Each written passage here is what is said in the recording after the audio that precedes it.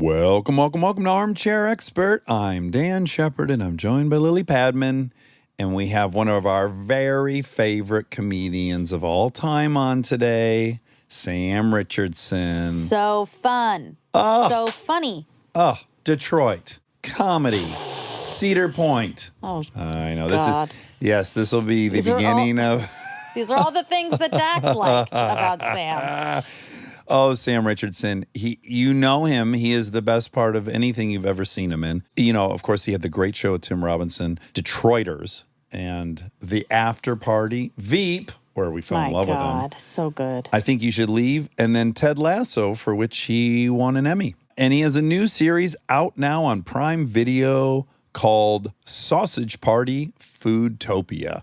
So this is a series based on the hysterical cartoon of the same name, Sausage Party. So please check out on Prime Video, Sausage Party Foodtopia. Please enjoy the Prince from Detroit, Sam Richardson. He's an armchair expert. He's an armchair expert. He's an armchair expert. Oh my God, I'm so happy you're here. Me too. I've been trying very long to get you. You're elusive. It's true. It's Well, you smell really... delightful. Thank you very much. It's afternoon swim by Louis Vuitton. Oh my God. Oh my You're God. fancy. We saw your car. Oh yes. Don't blow them up. It's also not a Detroit vehicle. I know. Well, we like It's okay. it, though. I have some foreign vehicles too. Yeah. Do you need anything before we begin? Drink a hot coffee or think about all the things. We have some RX bars, a little protein. We have water, of course, and we have coffee and tea. Do you like a sparkling water by chance? Oh, my God, the one. Yeah, I'll get my sister to run one in. We do. No. We should have some. Just fucking watch this. I should stop asking people if they want anything, because we don't have anything. I know. It's kind of embarrassing. false advertising. Yeah.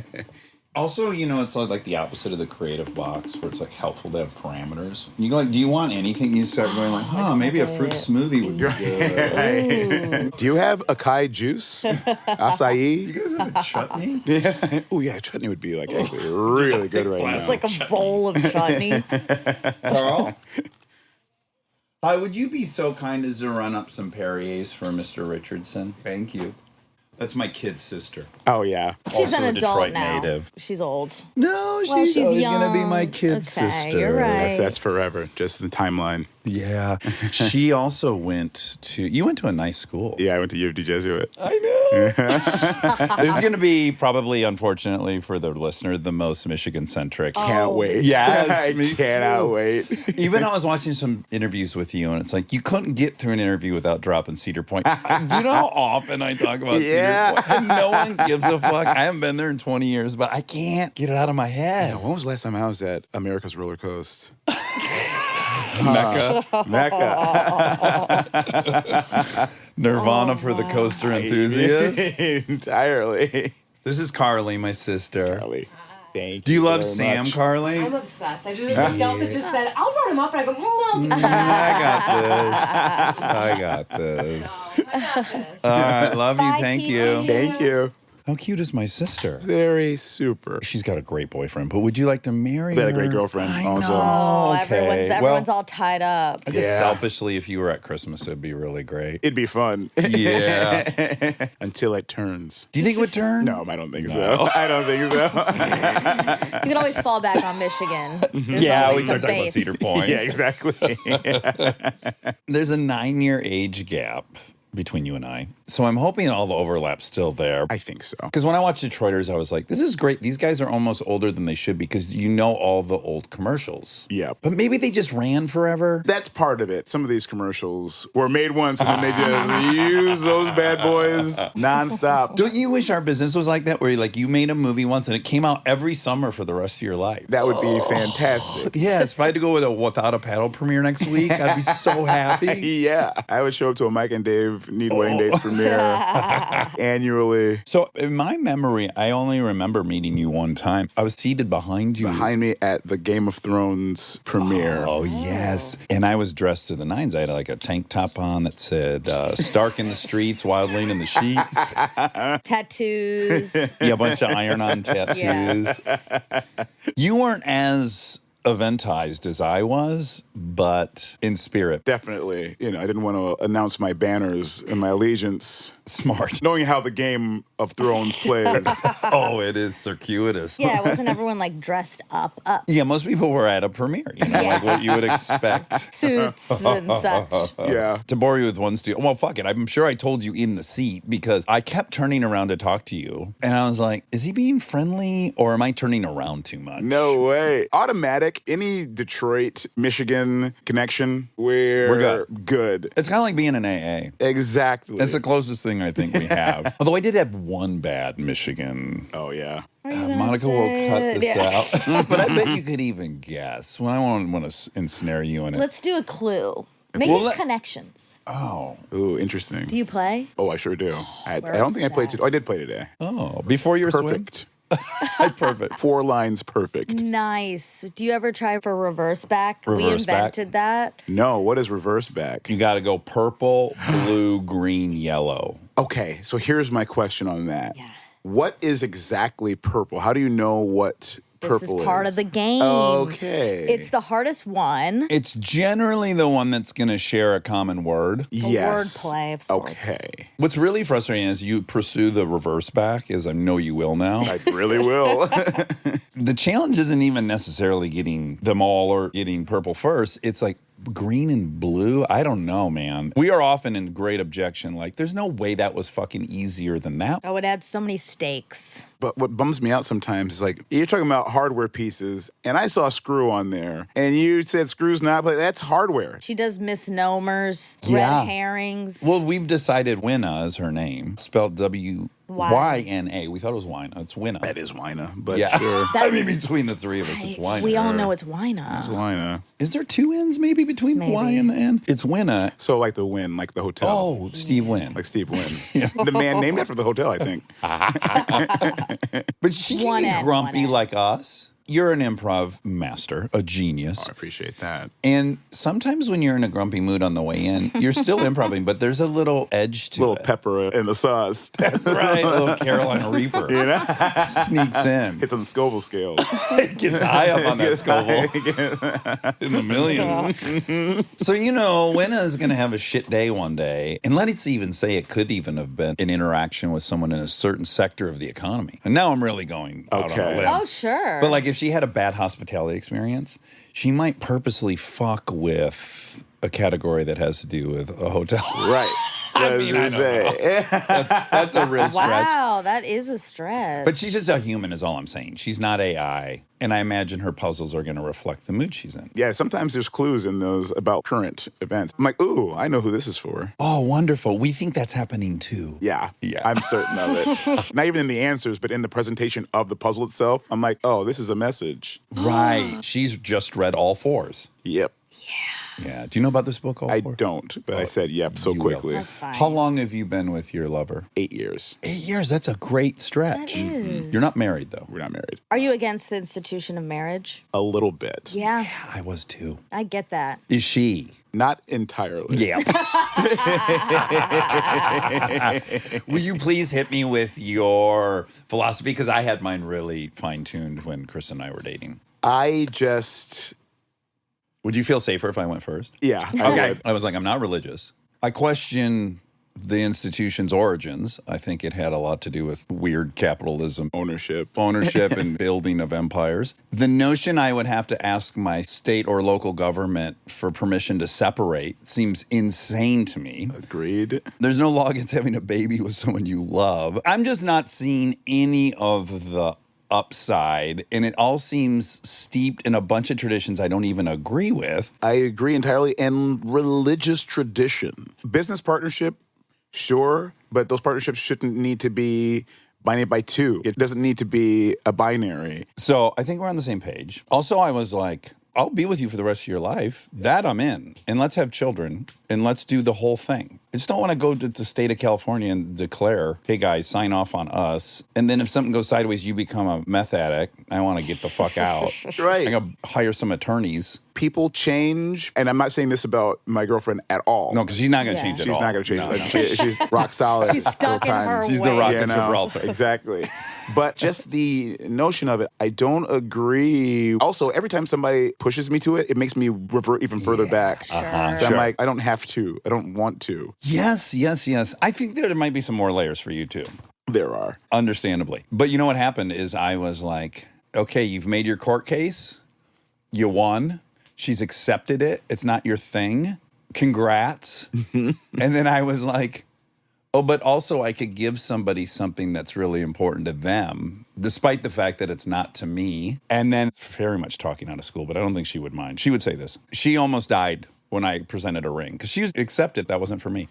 Do that. Some issues were resolved in 6 seconds permanently. Interesting. For her, that did mean true security and some jealousy that she used to have. I'm friends with all my ex-girlfriends. I believe that's also positive. That was always kind of an issue. And in a snap of the fingers, that was all gone. That's never been like that again. And so it was a weird leap of faith for me. And then the results were completely unexpected. And I was like, oh, wow, that actually made things much, much better.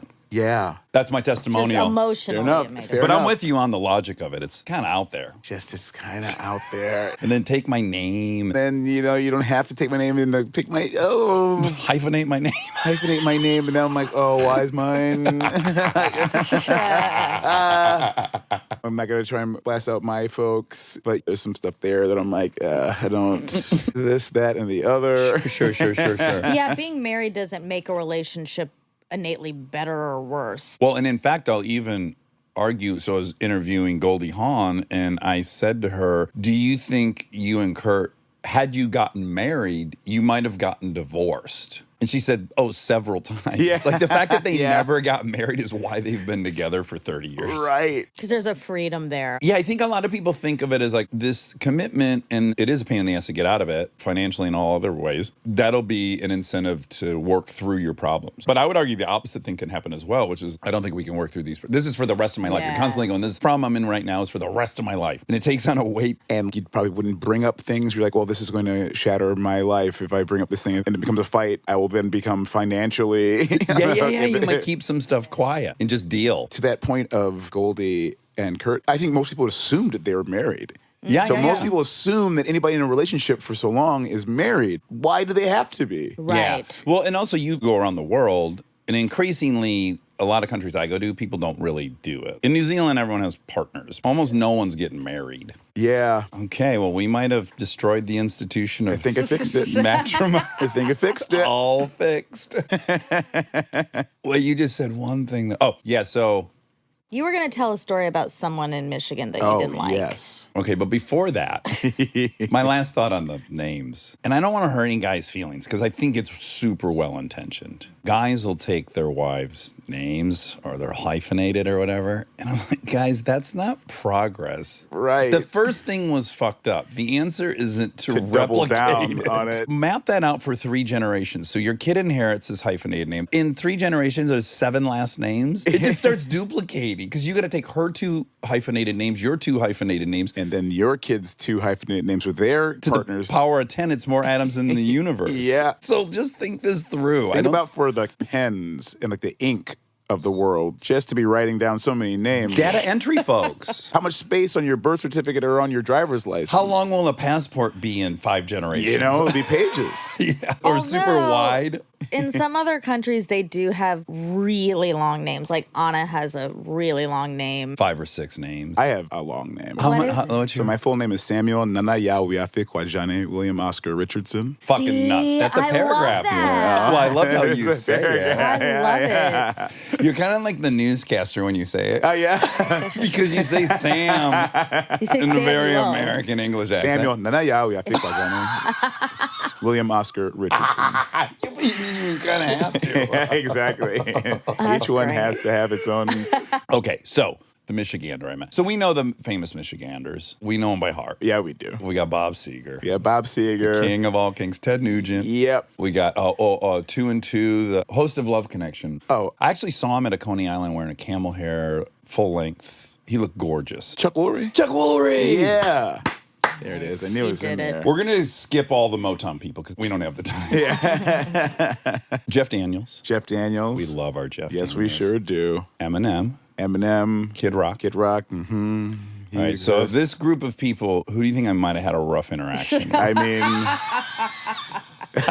I know who I'm thinking of. By the way, this is before anyone was even outspokenly political. Yeah, before the Bud Lights of it all. Yeah, way before. This is a Before birthday the party 15 Confederate years flag ago. swinging around. Okay, so you got it. Michigan. You got it. We don't have that flag there. We left out the jewel of Detroit, Jack White. Oh, yeah. I introduced him at the train station The reopening ceremony. Oh my gosh, you were at that. I was at that. First time I came out, I introduced like a person. They were part of the history of Detroit. And then they had me come back out to introduce Jack White. And they sent me out. Oh, no. First I came out to introduce. No, that's right. Sorry. I'm just remembering it in time. This is becoming, I think you should leave. And then, No. and then, no. But then, oh, yeah, no, yes. Because, yes. Definitive every time you think you got it. No, this is exactly what it was. But the producer says, all right, and go now. And I go out there, and I'm standing there, and Jack White's still going. Oh. And he's like, rah, rah, rah, and I'm like, I'm just like standing out there in the middle of the thing. Like, what do you do that's cool in that situation? Tap your toe, like rock your head, devil horns. I'm like, hey, ooh, I'm part of this too. Take your shirt off. Exactly. Just start doing push-ups. Oh, yeah. So you were more out there maybe to go and give it up for Jack. Exactly. White. Okay, it's not an introduction, whatever we Well, would call. I was supposed to do both. Oh. So I'm like, ladies and gentlemen, Jack White. In fact, that's what it was. The guy and I come out and we introduce Jack White. And then I come back out again and I get to this video thing. Yeah, whatever. bookending Jack Bookending White. Jack White. Okay. And man, Yeah, you can feel nice and awkward, huh? Boy, similarly, I brought out Nate Dogg and Warren G. oh yeah. In Anaheim at a concert. And I felt that similar, how do I play all this? You're right. What is my exact? And I swang for the fences. Hey, man, sometimes you gotta. Okay, Detroit, 1984. What's it called? The something Edison district? Boston Edison. So I know this area well because it's bordered by Woodward, yes? Yep. And so I constantly would be driving down Woodward to go downtown. Yeah, there's all these really cool old neighborhoods just to the west of Woodward. So many. Boston Edison is where I grew up. So it's like the old historic homes. And they were built by these people in the early 1900s that had come to what was then Silicon Valley. And they were hugely successful. You had like Fisher Body family and all these suppliers. And they built these really cool, grandiose homes. But in 84, it's like 4 would be completely empty. 3 would be working and great. It was a very unique scene, no? So even by like 84, Boston Edison was pretty full, very well manicured and maintained. I think by 2000 something, houses start becoming a little bit more empty there. Because the houses are empty, they keep on getting broken into, people stealing copper out of the houses and all the plumbing. That's demoralizing when the copper is the most valuable thing. It's the easiest valuable thing that you can get in and get out. But like now recently, it's unreal. And I'll be the first to admit, I was not optimistic. So I lived down at Griswold, right by Lafayette, Coney Island in 94. If that was not the nadir of it, it has to be approaching it. It was wild. When I left and moved to California in 95, I was like, thoughts and prayers? I don't know how this turns around. Yeah. And then I was back like 3 years ago and I just drove by the old place. It's fucking gorgeous. There's a farmer's market. I'm like, wow, I didn't see this coming. The idea of trying to just casually buy property in downtown Detroit, forget about it. It's so popular and they're spending so much on it. It looks so great. It's so like walkable. What are the dog whistle terms? So walkable, so safe. You know? They spell it with 3 W's. Exactly. They spell walkable W-H-A-L-K. Walkable, if you know what I mean. That's what I observed. I saw more white people at this farmer's market when I was there 3 years ago than I had seen the entire time I lived in Detroit. I'm like, is there a festival? Yeah. No. The Greeks are down here? The Greeks are down here. in It used to be force? that this would happen during a Dave Matthews Band concert when they would come to Comerica Park and then flee. Maybe stop at Lafayette, tear that place up Yeah, at tear that night. place up, really show up and show their asses, then get out of there. Oh, their asses. Second City was downtown at the Hockeytown Cafe, right next to Fox, right across from Comerica. We would be there all the time, so we'd be downtown all the time. Really, you would see people come into the Fox or to the Tigers game, Joe Louis for a hockey game, and then party. And then, like, as soon as those shows were done, traffic to get out of there. But now there's so much to do. Plus, all the games are there. It's just right on top of each other. Yep. And so it's just bustling, wild. Yeah. Okay, you have had to talk about this so much, and I'm going to try to spare you repeating all the stuff. But certainly I need to know what it's like going to Ghana a lot when you're a kid. Your grandpa, he's a chief. He had some leverage and some status. I'm sorry, can I back up? Yeah, for sure. When did your mom get to Detroit? 77 is when she would have gotten to Detroit. Okay, and what age was she when she came? She'd have been 32. No, that's not right. 1949. 28. 28. Okay, Is so that right?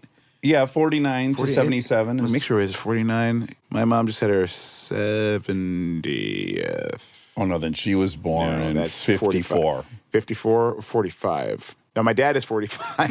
That's 40. Wow, Seth. You know what? I came out in the middle of Jack White, now that I think about it. I came out in the middle. I was like, it's a middle of Jack White, and then oh no, wait, the Jack White was 7 minutes. I came out 3 minutes and 29 seconds. So that's not exactly the middle, but it's pretty close as you could be, but including footsteps. I was certainly out there during the middle. Okay, so But she was like, let's say early 30s. I'm just gonna say 31. And what was her goal? My dad met my mom in Ghana. Oh, he and did? then brought her. What was he doing down there? Is he from Detroit? He's from Detroit. How many generations? 3? 1920, I think, is when the Richardsons came from Alabama. Okay, so he's been there for 3 generations. What is he doing in Ghana? My dad worked for the Burger King Corporation. He helped open the first Burger King in Harlem in like the early 70s, retired from Burger King, and then moved back to Detroit.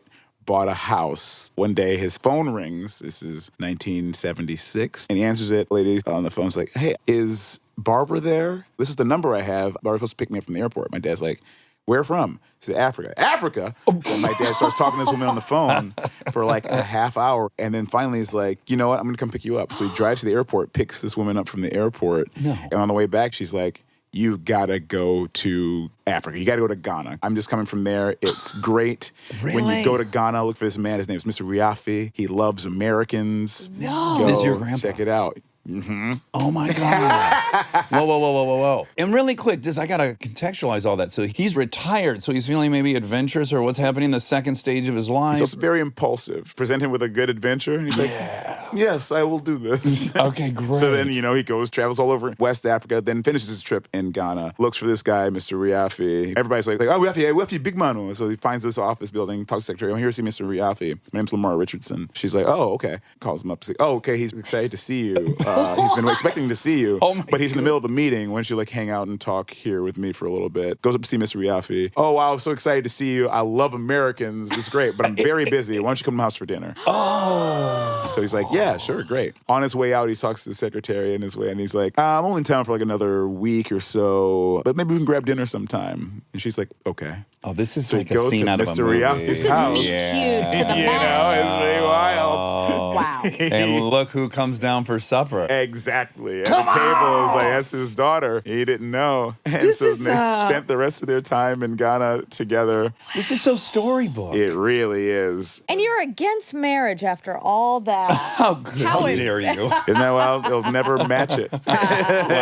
Wow. So he goes to dinner at the house, and then your mom's there, and they fall in love. Your grandpa, is he sign off on this, or is he a little bit like, hey, slow down, fast Westerner? Slow down, fast Westerner, for sure. So then he goes back to Detroit. Then they would rendezvous in London. She'd have to do stuff in London. Very important. And hang out. Hold on a second. I do have to say, this is a very dangerous way to fall in love. Yes, it is. Very Yes. heightened. Very heightened. Very heightened. You're only meeting on vacation in a foreign city you both love. Yep. You met It's like The on a Bachelor. vacation, and all your dating was on other. Every vacation is on a honeymoon. Yes. So then he proposes and they go back to Detroit. And then my grandfather finds out Everybody in my family in Detroit is like, okay, Rafi's coming. So that everybody on my dad's side of the family gather at the house. Everybody's like dressed in their finest clothes. I have to point out the parallel. Yeah, you must to hate it. The movie? Yes. Yes. I remember when they had the apartment, Coming to America. I Coming to know, I've America? already Yes. watched Yes. I'm sorry, it's very But similar. I'll tell you, it's even more similar. He opens a McDowell's. I wish. It's Burger King. Okay, wait, slow down. I don't want to get ahead of myself. So everybody's there. Everybody's ready to really impress this man. He flies in. It's a stormy day. Police escort. Where are they living at the time? They're living in Boston Edison. This is at the Boston Edison house. Okay, great. He comes in, meets everybody. He hears like a little story, talks to everybody. And then they prepared him like a place to stay. He was like, all right, I must be off. I have business. So then he leaves. But He was there gave for a the program couple hours. because he couldn't stay there, Yeah. He had business at the Renaissance Center. Exactly. He had to go watch a movie. Gotta stay somewhere. Star Wars just came out. I got to see that. Did they woo him? They wooed him. And my grandfather also loved Americans. So he was like excited anyway. Sure. He had an American son. He used to always call my dad a bushman. He was always tease my dad. He loved to look American culture, like blue jeans. Your father's a bushman. He's always. I'm like, cool. I didn't know what that means. Now, your mom, I'm presuming she left a pretty comfortable lifestyle. Yes. And she didn't move to Manhattan. Yeah, she moved Again, to we Detroit. just described it painful detail. Right. The scene in Detroit. Very stark difference from the Ghanaian lifestyle that she was living and used to, because it's also Ghana and London, because like she went to boarding school in London. My grandfather was like a member of parliament. Your dad must be very charismatic. Well, I mean, apple in the tree. And this is not too far. Not too far. But yes, he's one of the most charismatic men in the world. So wait, did Grandpa then help Dad buy a Burger King? Is that where you were going with that story? No. He had just- already done the Burger King. Oh, he'd already done he it, retired okay. from Burger King. But just the parallels. And then they opened a restaurant together? My mom and dad opened a restaurant together. Right. In downtown Detroit. It's called Jinyami House Restaurant on Gratiot. And you guys lived above it? Yeah, we had an apartment directly above it. I would have been 3 years old, but I just remember that restaurant so well. And I can remember watching old Superman videos, the Fleischer Brothers Superman, and I would just, I don't know where I'm going with Debate this. jumping out the second story window. I mean, kind of. Yeah, yes. of course. Call the know? void. All the void. And this is very nosy, but where does Dad get the money to open up an Outback? So the Outback money comes from a few places, but mostly my mom. And I think we kind of put everything that we had into that Outback. What location was it? So we tried to open it in downtown for the longest time. Red tape, couldn't do it. Found a site in Southfield, open in like a few months. Yes, of course. Southfield loves business. Southfield loves business. 9 Mile and Greenfield. That's where my father was at, slinging those Fords. Those I mean, Fords? it's virtually right there. Yeah. Okay, and then you went to U of D, and that's a Jesuit school. Yep. I didn't know that till today. I know U Oh, of yeah. D, and they always have a good football team and good sports teams, but I didn't realize it was a Jesuit school. And we've interviewed a few people that went to Jesuit schools, Yeah. and they really loved it. I really did. The approach to education was very real. Am I right to summarize that their approach is you are encouraged to challenge things? Yes. If I didn't understand how something worked, I could talk about it. I was also a bad student. 'Cause I think I'm pretty smart I would agree so far. and lazy as well. Okay. So if I can figure something out, I'll just figure it out, and I can just kind of do that without paying attention. But you can't do that for math unless you're a super genius. Right. And I am not. So I wouldn't do my math homework. Oh, what is this symbol? yeah.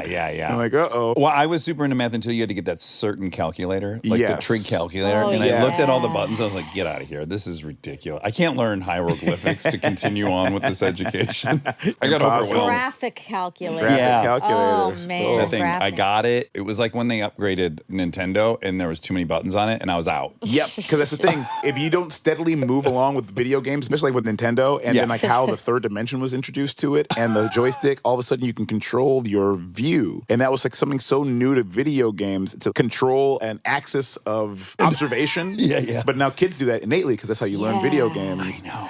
But there was a curve. You're like, okay, Nintendo 64. Ooh, what? Mario can turn his head around, or you can make Link move his head around and jump and see the sky. And I still game, so now I just do it because I can just know. And all the controls are the same before, where it was up, down, left, right, ABBA. right? Yeah, Contra. Contra. Yeah, you know that one? No, that was before my time. Left, right, up, down, ABBA, something. It gave you unlimited lives on Contra. Oh, wow. It's a very famous code. It makes its way into movies a lot. Yes, it does. Oh. I always think I don't have children, but when everybody's like, "Oh, get that screen away from them," or they're on the iPad again, I'm like, yes, because that's how they're going to be able to know how to fly the flying cars, It's true. because they can just do it. You're right. It is weird. It is the future. It's like, why would you take it? Although, I mean, there's a lot of stats that it's bad for their brain. It's definitely bad for them, but also you're preparing them to live, what, in the 80s? Exactly. Also give them a time machine so they can go use their analog. Everything is touch screen. Chairs have touch screens on them. Yeah, when you go get a job, presumably it's going to be doing that. Stay tuned for more Armchair Expert, if you dare.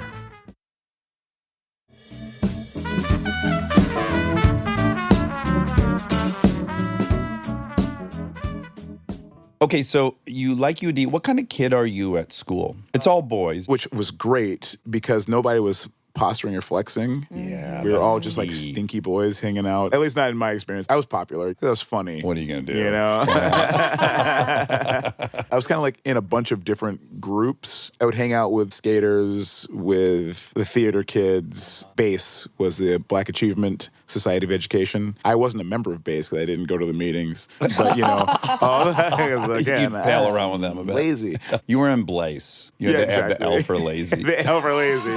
Exactly. But I think mostly theater. Was your sister's school Mercy? Mercy, yeah. Oh, yeah, I did. Yeah, out in Farmington Hills. Yeah, I went to their prom. Me too. Was it at the Grosse Point Yacht Club? Yeah. Yeah, same. Yes, it was. So I went to Mercy's prom, I went to Marion's prom, and I went to my prom, right? Did I go to another 3 one? proms. How are you meeting girls if it's an all... Through theater. And that's why I did theater. Okay. Was because I didn't know it was an all-boys school when I first joined. Because my parents were moving to Ghana. I was supposed to move to London to go to boarding school. Oh, my Lord. And then last second, very impulsive parents, they were like, actually, we're not. And I took the entrance exam to U of D. I went to Friends School, which is a small Quaker school that was in Detroit. My graduating class was like 15 kids. This is a very kaleidoscopic childhood. Yeah. You're in Yes. Ghana in the summers. You're at a Quaker school for primary. You go to a Jesuit school. Very unique. But it doesn't seem like you suffer at all from, it's almost tangible when people feel perpetually lost in their identity or having never been an actual member of the group they were constantly in. You don't Yeah. present that way, or do you have any of that? Like when you were in Ghana, were you the American? There was some of that, especially with my family. To my cousins in America, I was the Ghanaian kid. To Right. my Ghanaian cousins, I was the American. Axel Foley. Exactly. And I would laugh just like him. No, look, there's 2 different baseline of confidence. That can either make you feel very alienated or it can make you feel exotic and interesting. And I think that's what it was. I have siblings, but half siblings. I'm my mom's only child. So I'm the only one who has this experience. I always kind of wish that I had grown up with like a twin so that I can be like, are you experiencing this as well? Yes. A control Can group. we remember this and then kind of check on each other when we say this? No, because you don't exist. I wish I journaled just for facts and just for objectivity. Yes. What was more fun, though? I didn't appreciate Ghana when I was a kid because I was like, oh, where's the Ninja Turtles, the new episodes of Saturday morning cartoons? But we were also living a very charmed life there. I also went to an international school in Ghana. So I went to a school with like a bunch of Americans and British and French. Who had probably had really interesting parents. They were doing wild and amazing things. My best friend, Parshant, his parents were from India, and they were there for the banks. And my friend Alex was from Canada. And my friend Gert Jan Meyer. Wow. He's from Germany or something. That would be my guess. He was Dutch. Dutch. Okay. It was truly a rainbow coalition. Yeah. And would you live at Grandpa's while you were there? There was a few houses, and so I would stay at my grandpa's house sometimes. However, when I lived there to go to school for first and second grade, as my grandfather was dying. Oh, no. I would go back and forth, but first and second grade, we lived there because he was passing and then he passed, and so we were like there. Forgive my ignorance. Are they speaking English there? English is the national language Okay. in Ghana. There was one year, all my cousins, we just spoke English. One year I going back, and all of a sudden everybody speaks Chui. Chui is like our family language. And I don't Original. speak it. And I'm like, wait, oh no. Oh, boy. I'm just straight up the American now. You know?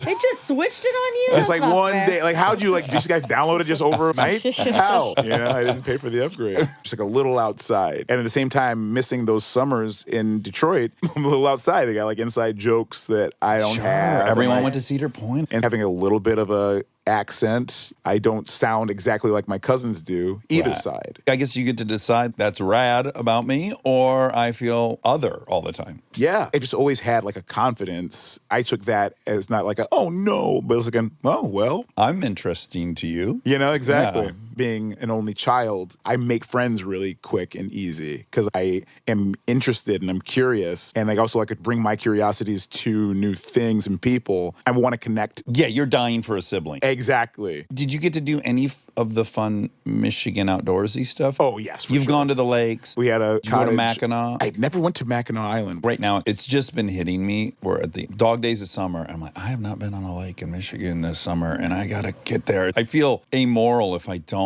We had a cottage up north from Michigan. You know, up north just means north of Detroit. And everybody Sure. goes up north. Anything north of Flint is like up north. But I haven't been in so long. I used to love it. We used to fish. We used to hunt. And we used to just do country shit. That's where you feel the Ted Nugent come out. Exactly. He's like a Spirit. leprechaun out there. He kind of just floats around. And if you catch him, you get money. You know, he lived in the town next to mine, and occasionally there'd be spottings of Ted Nugent because he had a Bronco that was completely zebra striped. He'd drive through our town sometimes, and people were like, saw Ted Nugent driving a zebra Bronco through town. A zebra native to northern Michigan. Okay, so you ended up going to Wayne State. Did you stay? I did not graduate from Wayne Okay, State. because when you get out, you know immediately you're going to do comedy. They opened that second city up. Well, I don't know what year that would have been, but probably right when I was in high school. Yeah. Being in theater, my friend Pete Jacobs, who was a senior when I was a freshman, was taking classes at Second City. And so I went to see his class show when I was 14. But I knew Second City because I'd like always been a fan of comedy, SNL, SCTV, of course. So I knew everything about comedy. But I was like, wait, Second City's in Detroit? Yes. So I went to see that show, and I'm like, and so I started taking classes when I was like 15 Oh, at Second City, Detroit. So by the time you graduate high school, are you already on stage there? By 20, I'm Oh, wow. performing. For people who don't know improv, that's very rare. Most Yeah. of the time you're starting at that age or later. Yeah, you're approaching some of these records. I forget what age Eddie Murphy was on SNL. I think it was like 19. 19. I'm like getting reps. I'm not in the Second City cast, but I'm performing shows there. I'm performing shows at Planet Ant Theater and Amtramck while I'm trying to get my theater degree. But then it just became so hard. I was being punished for doing both. And finally, I was doing a Commedia show at the Planet Ant Theater that we'd written, and we were rehearsing, and then like we finally performed it. And I was late because I was getting lectured by my professor about doing more things, but I told my dean that I was doing more things. I was like, is it okay? And he was like, great opportunities. But this professor was like, not having it. Every time he wanted to humiliate me in front of the class, he'd stop me and kind of just lecture me. I'm like, look, I'm working. I came here to try and do both, but finally she's like, I don't think you need it. Having never met the person, I hate to guess this, but maybe probably threatened that you were talented, maybe going somewhere. I think so. We just had Kirby on, formerly Kirby Howell Batiste, but now just Kirby. But she went to acting school in London. She had a very similar experience. And I said, was the subtext, you should be so grateful to be here? Very much. Finally, I was like, you know what? I'm not coming back. And then I just kept floating through Second City in Detroit. When do you meet Tim Robinson? So I met Tim Robinson early on into this. Then I got in his class when I was 18. Oh, no wow. kidding. You started as student teacher? Started as student teacher. I was fun. 18. He was 21. Okay, so he was incredibly young as well going Yes. through this. Fast friends, thick as thieves. He would sneak me into bars, you know. Not hard in Detroit. Method was easy. Get snuck in, grab a beer, come out and talk to the bouncer a lot. Get to know him with a beer in my hand. So you're like, yeah, this, So now you identify me. I was a regular at this bar called Seven Brothers. You should have known that I was 18 years old because I would always be like, hey, can I have a White Russian, please? Oh, nice. I'm exclusively drinking White Russians like I'm the dude. It's because it's like an ice cream. So I'm just like, can you Yes. please give me the sweetest, nicest thing?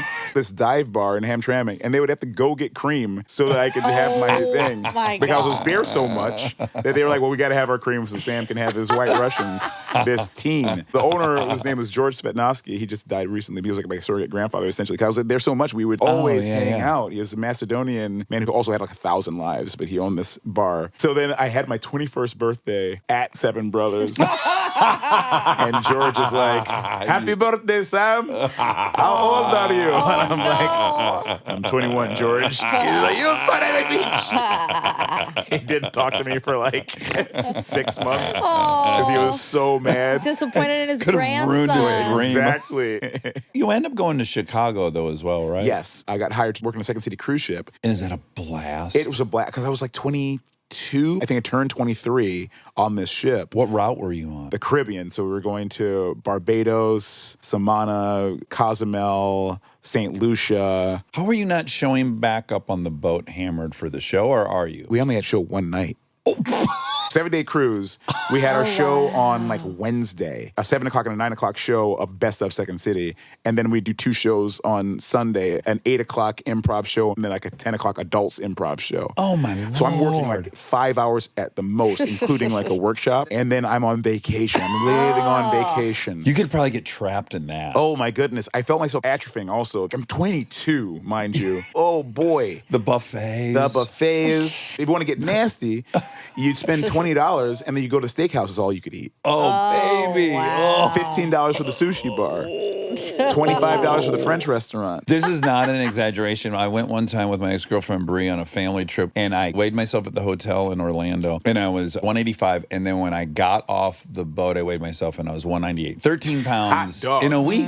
That's a small dog. Yeah, if I had Medium-sized. stayed on that boat for another few months, I Yeah. would have come off on a wheelchair. My first cast, I did 2 Tours. I did 2 tours, dude. Exactly. Both 5 months long with a month in between. 5 Wow. months of vacation. 5 months of vacation. I had a nickname. They called me Colossal Sam because I could just sit down and I could eat. I would be like, oh, I'll make you pay for $20 for the steakhouse? You fools. I'll make you rue the day. The chef will be crying when He'll I be like, leave. please stop. This was the food for the week. I had the same commitment every time I went to Sizzler. Unlimited chicken wings? We'll see. We'll see how much oil you have back there. What's the policy on banging the guests, the So other passengers? you weren't supposed to. Of course. But we were passengers who had crew status. Once again, you're in another world of identity. You're You not know- crew, you're not a passenger. And I'm like so young, it would be college time. I'm supposed to be at a kegger, but my Yeah. kegger is at sea. Just free time.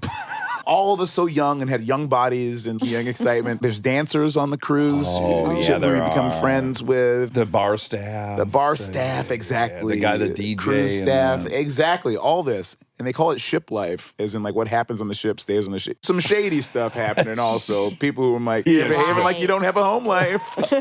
Ooh, that's hard. Because when you're at sea, you're not on Earth. What a wild experience. It really was. So I did a 5-month contract, and while I was on that first contract, Second City Detroit closed. I closed, and I didn't save any money because I was living like I was on vacation. Yeah, I was making yeah. the most money I'd ever made, like $1,000 a week, and I was like, I'm rich. Yes. Yeah. And I'm spending money in Barbados. I'm spending money in, you know. Are you gambling at all? We're not allowed to gamble. Actually, I'm lying, because I would gamble when we go to like Yes, NASA. that's what I'm thinking. When you get to shore, go into the Atlantis and let it rip. And specifically the Atlantis. One time I was playing 3-card poker at the Atlantis, and the worst thing ever happened to me. I was sitting one seat from the left, so I was like the second seat. I am playing 3-card poker. The guy to my right stands up, and the guy sits down to my left. The next hand, the guy gets a royal flush, and I'm like, that was my hand. Oh.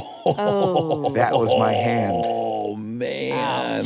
That'll destroy you. I think about it every day. I have a very similar situation. I'm more culpable in that fault. It was like, Punk'd had just come out. I'm starting to get these weird offers to go do things. So one is like, do you want to come announce something for Nokia at the Sugar Bowl in New Orleans on your birthday? You can bring friends. It's my birthday, going to this casino, and I'm playing video poker, and it deals me a royal flush. And I just stare at it and stare at it and stare at it. And then I say to Aaron, who's there with me, I'm like, look at this. What is... And we don't know what to do. We don't know why it's not Yeah. paying out. Right. And we stare at it for so long, and eventually he's like, oh, I don't know if I say or he's like, am I supposed to just hit the cash out or whatever? What I was supposed to do is save each one. Yep. Because that's what you do in video poker. Oh, no. Can you believe that? Oh, no. So I hit a button and it just went away. He's like, how And I about was this like, oh my. 3 of clubs and this 5 of diamonds? Oh my God. I think about that very regularly. I would have won $1,200. You didn't feel like asking someone Well, we when stared at everything it for was so long, and we're like, why light. isn't it just like, why aren't bells and whistles going off? And you're like, oh, it must be something simple. Let me just push this button, and then it just. Oh man, that hurts. See, so mine's worse because I have some definite personal responsibility. You got flogged. It happened to me. I was doing everything right, and then just like the table had to shut down because they get a pit boss in there, and I'm like, show that on the camera, show him getting up, and show him sitting down. This is my hand. No. I'd been sitting at that table for What like would you have 45 won? minutes. I think it was like $10,000 this guy won. I'm my so mad still. I would have spent all that on booze in Barbados. Yeah, you would have lost I would've $9 died. grand of it I in would've the next died. hour. Yeah, for real. Like, I can't lose. Got a hot hand. Got a hot hand, folks. I'm gonna play, what's the lowest odds thing in this casino? I'm going hard at it. Exactly. So I would have gotten this moment. You got to get out of here and you got to fucking get going. Yes, because I felt myself atrophying. I enjoyed it a whole lot, but the whole time I was like, I got to move to LA. Even the improv, it became kind of repetitive. Everybody learns the tricks, and I was like trying really hard to not do the tricks. Yeah. But then like everybody wanted to do the tricks. It's like, it's easy. And Boom, you know the boom. show will be great. They're not a comedy crowd. They're checking out this thing for the first time. Yep. It would drive me nuts because it was sketch, and then they had windows of improv. But then in those improv windows, if there was a suggestion that was similar, and I would improvise something at 7 o'clock. At 9 o'clock, they would try and like bring it back. I'm like, no, we did that already. Yeah. So I was really excited to get off the boat. Then they hired me to the touring company in Second City. So then after that second ship, I moved to Chicago. After 2 years of that, got hired to the main stage, wrote 2 shows on the main stage. Tim and I got hired the same day, so we got to like write these shows and perform these shows together. Awesome. Every day, 8 shows a week, 6 days a week. We'd go out and drink every night, 6 nights a week. And then on Mondays was our off day, so then we just hang out at a different bar. Yeah, And start hang out. earlier. Start earlier, exactly. Oh, I love it. Wild. Oh, what a time. So what age do you get to LA? And are you afraid to leave there because life's good? I was ready to go. We ran those shows for a year. You're doing the exact same show 6 days a week, 8 times a week. It's the point where you're on autopilot, just kind of thinking about my day while I'm like saying comedy lines. It got to the point where if you thought about what you're saying, you'd mess up. Yeah. You know? Right. If not Crazy. that, then we're trying to fuck with each other. And then Tim had left, and I was like, I'm also going to, because I auditioned for SNL twice. I did 2 screen tests. I got get to the point where it was nervous? like, I was super nervous the first time. I didn't know what to expect. Second time, I was like, oh, okay. But I was going to write a 3rd show only because I was like trying to audition again. I was like, oh, well, I don't want to do that to my experience at Second City or to my cast just to be here to write audition material. I'm going to leave. My time is done. Had Tim gone to SNL? Tim hadn't gone to SNL. He just left. He was still in Chicago. He just left the main stage. So then I moved to LA February of 2012. I'm 28. How quickly from when you get here do you have an agent and you get these 6 episodes of The Office? I went there with an agent and managers because of SNL. Oh, okay. Allison Jones had come to see my show in Chicago. And she's a casting director? She's a casting director. One of the biggest ones. She cast The Office. She cast so much. So I went in to meet her, and she was like, I will get you working. Just Oh my come out God. here. So I'm like, oh, okay. Wow. And I'd been so close on things as well where I would send in tapes from Chicago. I'd get callback and callback and callback where I'm partially improvising, and I'd see the sides, and these sides had my improv in them. You know? And then they would go with local hire. So then my people were just like, all right, it's time to move. And so I moved, and then Allison Jones gets me on The Office. And then Allison Jones also cast Arrested Development, the episode of Arrested Development, but then she also cast Veep. She really is the greatest. She's the She is. greatest. Because you're naming the very best comedic cast ever assembled. When you walk into The Office and it's the last season, they know each other like they're siblings. Are you intimidated? Are you comfy there? I'm learning there. I'm intimidated a little bit, but I'm like also just very excited. I'm taking pictures of myself in the makeup chair. Yes. The part was supposed to be a little bit bigger than it was. Uh-huh. I was supposed to come in as Jim's college roommate. We start a sports management company together in Philadelphia. Also, like, it's the last season. You're not going to introduce a new character. Yeah. Right, lay a lot of track. The whole time I'm learning so much about how takes work, where to sit for a camera. The thing you just said about the auditions, I auditioned for commercials for 8 years and I never got them. But I, on several occasions, saw the commercial on TV and it had an improv I had done in the thing that was really specific, right? And you Yep. go like, oh man, you didn't hire me, but you, I'm like, you took that thing. I wish Okay. I'd checked for writing then or something. I'm freaking starving. And you don't have what you want, so you're very bitter about it. Yeah. The greatest advice that was ever given to me at the Groundlings is I had done a sketch, and then it was very, very identically done shortly thereafter on Saturday Night Live. And it was a very unique thing, and I was really wound up about it. Maybe it was in my mind. But this person said to me, if you think that's your last great idea, you should get a lawyer and sue and go all the way to the mat. But if you think you have infinite great ideas keep rolling. 100%. That's What great if you advice had done to it? give. You're like, I got to get a lawyer. Okay, great. I'll take option Okay. A. Do you have a suggestion of one? Do you know great counsel? My character's name is Anchorman. Wait, 2 minutes on Allison Jones. I just have to do this. Yes. Before I moved out here, I like to learn absolutely everything about everything. She was a celebrity to me. Knowing what she cast, all the Apatow movies, all these shows that I was obsessed with. When I got to audition for her, I was like, I made it. I don't even have to book it. She's like a king and queen maker in Yeah. comedy. And she's so nice. So nice. Which is so strange. She has the right to be mean or scary, like and she's catty so and like just like a sweet. little exactly. There was a maybe I talk ill of someone, but I can't remember the name specifically. I auditioned for the CBS showcase. I was about to be in it, and then the lady who was running it was so rude, and I was like, I'm not coming back, and I didn't. I'm excited to make it and I have these opportunities, but I don't want to sacrifice who you are. who I am. I'm so fresh, and I'm not immediately gonna like start casting aside the things I think make me. Yes. Yep. You had some conviction. Well, that's the advantage of having established yourself very young comedically. And you had a point of view when you arrived here. It almost sounds like you had some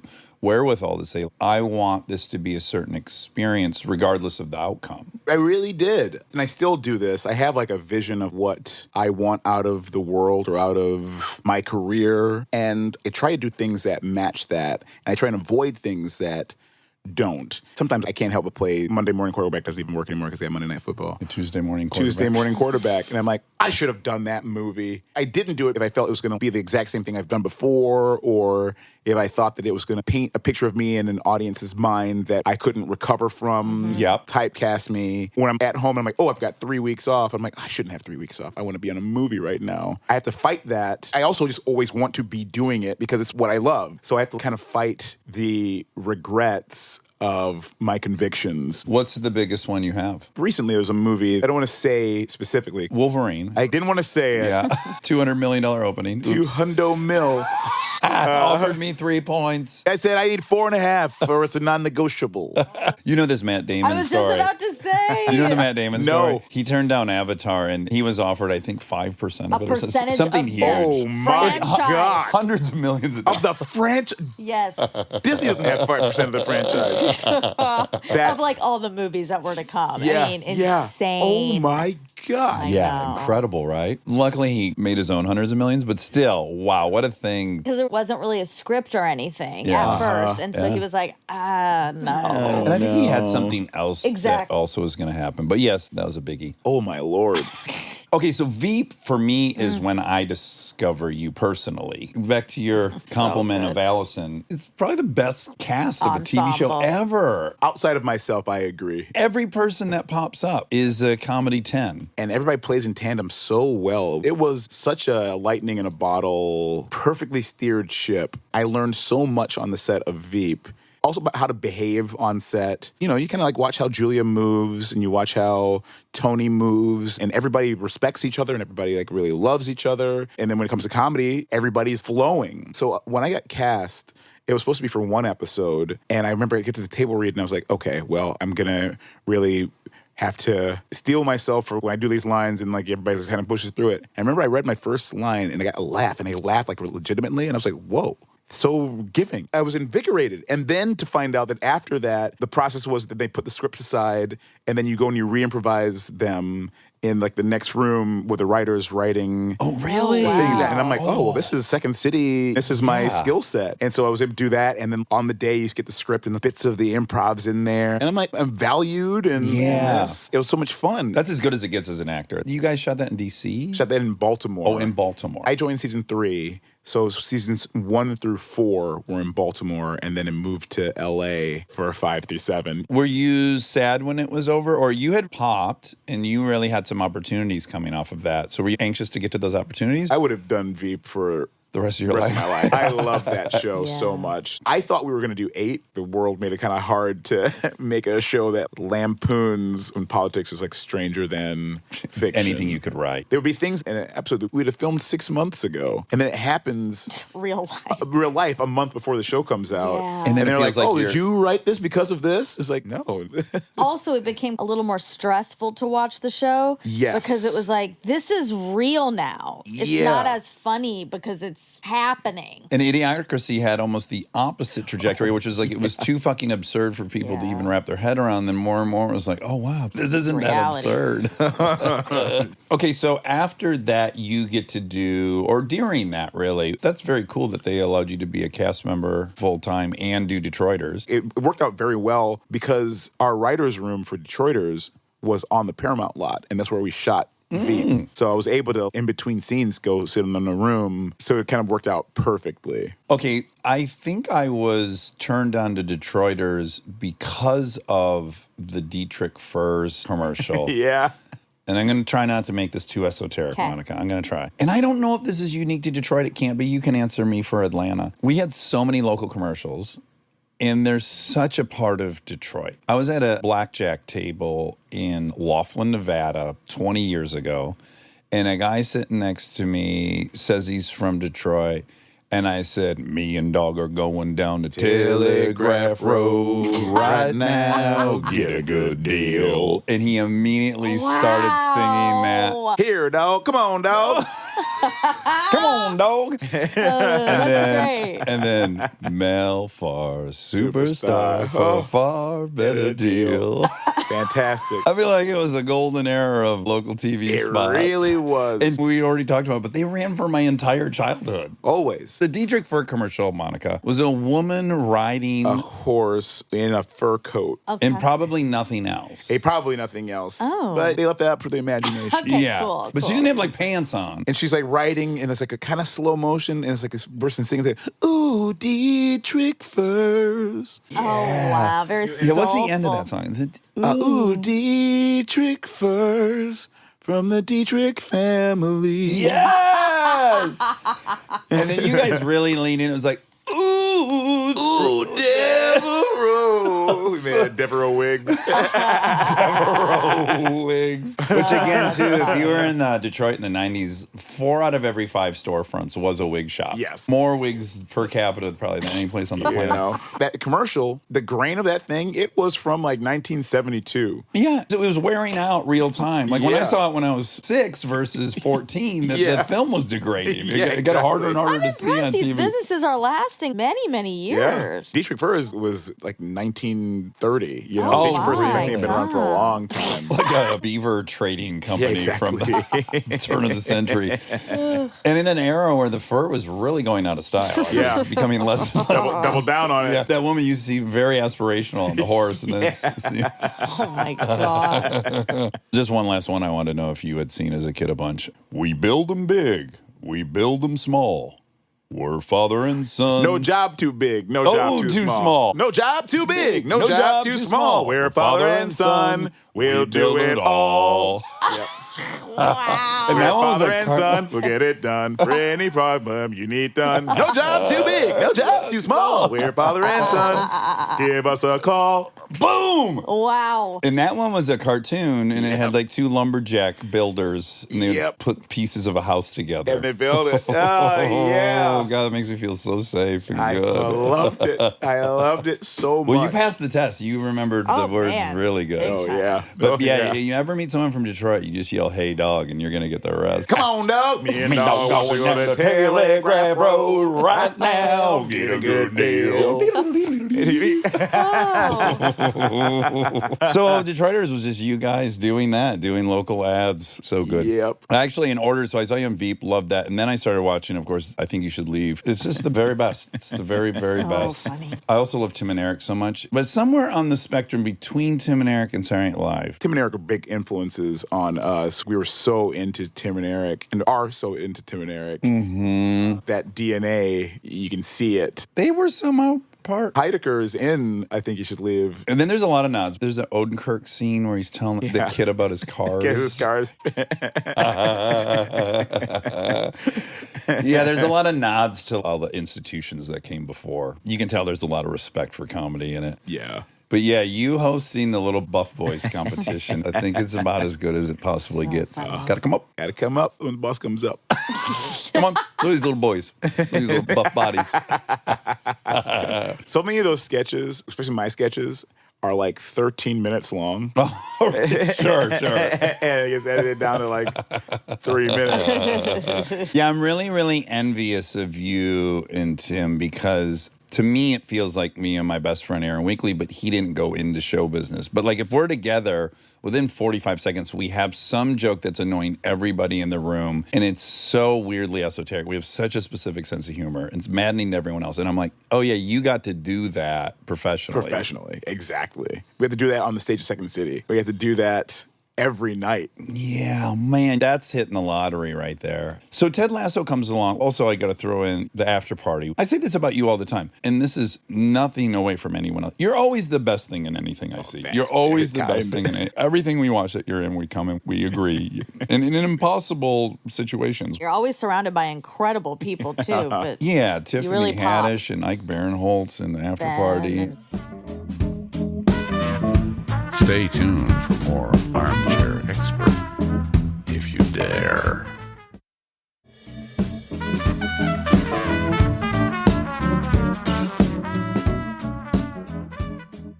So Ted Lasso, how did that come about? And that ends up getting you nominated twice for Emmys and then winning one. So Joe Kelly co-created Detroiters with me and Tim and Zach Cannon. And Jason Sudeikis was an executive producer of Detroiters. Oh, he as well. was? Yeah. Oh, I didn't know that. Yeah. In fact, Jason was like, you and Tim need to do a show. And had Tim met him at SNL? So we met him because he would come through Second City. He's a Second City alumni. Right. So he would come and like play the sets. And so we would improvise with him. So then when Tim went to SNL, that's how Tim met Joe. And I had met Joe when I came out to LA. Joe and Jason worked together at Second City Las Vegas. The camp was made that way. So when we made Detroiters, it was Tim and Zach, who they become writing partners at SNL, and Joe, who was also at SNL at that time, and me. So it's got to be a show about the two of them, and we were like, it's got to be about Detroit. So you make this show. So years later, Joe co-creates Ted Lasso with Jason and Bill and Brendan Hunt. I didn't know Bill at that time. Oh, well, actually... And we're saying Bill Lawrence. Bill Lawrence, yeah. Bill was a fan of Veep, kind of a little bit of follow. Yeah, he's good at DM and people. And DMing. For me, I'm like, oh my goodness, that's wild. Scrubs is like one of my all-times. Mm-hmm. I remember watching Ted Lasso the first season because it was mid-pandemic, and I was like, I got to see my homie's show. And I'm watching it, and I'm like, this is so wonderful. And then I'm like, what can this character, Sam Obasanya, text Joe? I'm like, is Sam me? And he's like, of course, buddy. Oh, wow. Yeah. So they planted the seed before they hired you. And Jason was always like, oh, wouldn't you do something Ghanaian? I'm like, yeah, I'll find the thing. They sent the character, it was like written for me, which is also something that was different than anything I'd done before. Accent excluded.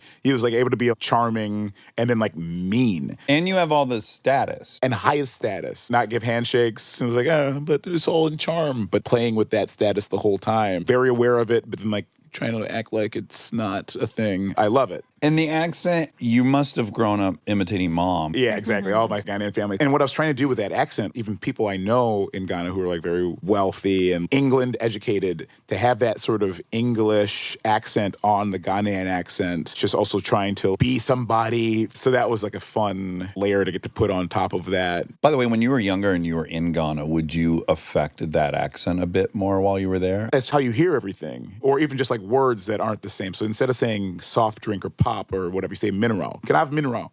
It's not like a mineral water, which means soft drink. Let me have mineral. Was it fun winning an Emmy? I didn't expect to win it. So when you won, you had written something, but you're like, I'm going to write this, but I'm not going to say had it this. in my pocket, even for superstition. But I was even going through the superstition. I was like, is writing it what makes me not win it? You know? Yeah, of course. It's hard to know what the gods want. Exactly. It's like you got to be humble enough to win it. Exactly. Which means if you're super humble, you wouldn't write it. But then you got to write it. You got to write it so that you're not up there being like, I didn't write it. You don't want to be an anyway. asshole. Who's out there? Yeah. Tim won an Emmy the year before for I Think You Should Leave. We see at different tables. I see a piece of paper on the floor. And I'm like, I'm just gonna grab that. And it's Tim's speech. What?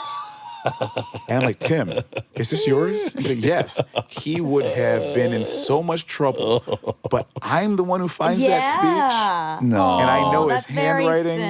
Sim. It was very wild. No, and you're both there. And we're both there. And so Yeah. then this time, Tim also wins his Emmy. So we have to win our Emmys the same day as well. But I think you should leave. Pretty wild.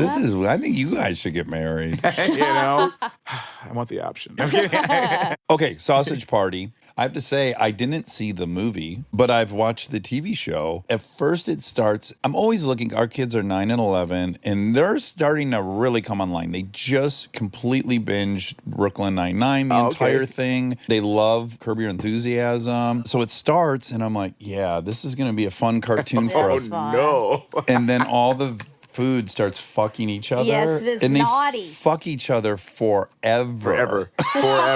I can't believe how much of the animation budget is probably funneled just into the fucking. Because it's the most complicated animation they have is all this Yeah. groin rubbing. Joint rubbing is like so much specific motions. Yeah.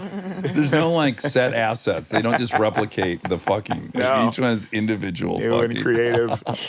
Had you seen the movie? I saw the movie in the theaters when it came out. This was 8 years ago. And I loved it. And you play an orange. Yeah, I play a megalomaniac orange named Julius. The reason why he's an orange isn't to parallel a real life dictator, but it's because oranges have anuses. Oh. It's because the navel We of an orange meet- looks like a big old butthole. Sure. It does, like a prolapsed, Like a prolapsed anus. And when we meet you, you're getting your salad tossed. Exactly. Oh, wow. Yeah. Yeah, just right off the bat. Good intro. Yeah, your Yeah. first line is while getting your This is getting fully rimmed. Oh my God. What's it on? Amazon Prime. Okay. Wow. Yeah. Good for Amazon. Yeah. You're carving out a really great voiceover career. I just really love animation and I love voiceover. Yeah, it's kind of as close as you can get to doing sketch without seeming so broad and terrible as an actor. It's like where you can let that loose, maybe. You just do the biggest thing. It's countered by just the imagination of whatever the look of the animation is. I truly love it. So any opportunity I get, I want to do it. I want to do it well. It must be fun. I'm envious of this. There's debate on whether I want to say jealous or envious. I want you to have all this. Okay, So I yes. don't want you to not have it. Yes. But you are a comedian's comedian. You're someone all comedians like. So I imagine you keep getting invited into these camps. So it's like now you're invited into Seth's camp. And is that radical? I love all the stuff that he does. Like I did the movie Good Boys. It's a cool camp to be in because funny people who make funny things and are cool, genuine people, that's who you want to hang out with and who you want to like collaborate with. Yeah, I think the comedy is almost even second as impressive as the work ethic and output of him. There's been only a handful of people who had all the different assets. Yep. The output is phenomenal. It's staggering. Staggering. And then he's a full-time potter as well. Full-time potter. And it's a full-time pottery business. Yeah. Boy, he really counters the stereotype of a stoner. Yeah. Affable, funny stoner who works so hard and like has his hands in so many different pots. Pun. Literally. Yeah. 3 ways. Pottery, marijuana pot, Yep. and business And pots. business pots. It's rare you get a triple pun. Very Congrats. rare. I'm very proud of it. I'm very, very proud of it. I think they bring a plaque for me. Next, you're in the new Star Trek? The new Star Trek, so section 31, it says Star Trek movie. I had a really great time. I'm a Star Trek fan my whole life, so I know every iteration of it. The motion pictures, the Shatner movies, Sure, the sure, Picard sure. movies. I didn't watch the TV show, but I got to say I loved the Chris Pine version. Love the J.J. Abrams. J.J. Abrams, 2009, as we call it. You know, in a weird way, too, it's also a little bit of a financial safety net because you do one of these, and worst case scenario, you can go to these conventions the rest of your life. Exactly. Yeah, very smart. They already wrapped it. Can I get in there? I wouldn't Yes, mind yeah. signing a couple headshots down the road. Who do you play in that? So I play a physicist shapeshifter, what's called a cameloid. This is the second time there's ever been a cameloid in Star Trek. And the first time was Iman in Star Trek 6. Oh, wow. Yeah. Cool. They only do supermodels. That's what I'm saying. right. Yeah. It's actually very funny. With Iman, it's like, this is a shapeshifter. You want to like look good. Yeah, I'll make myself Iman.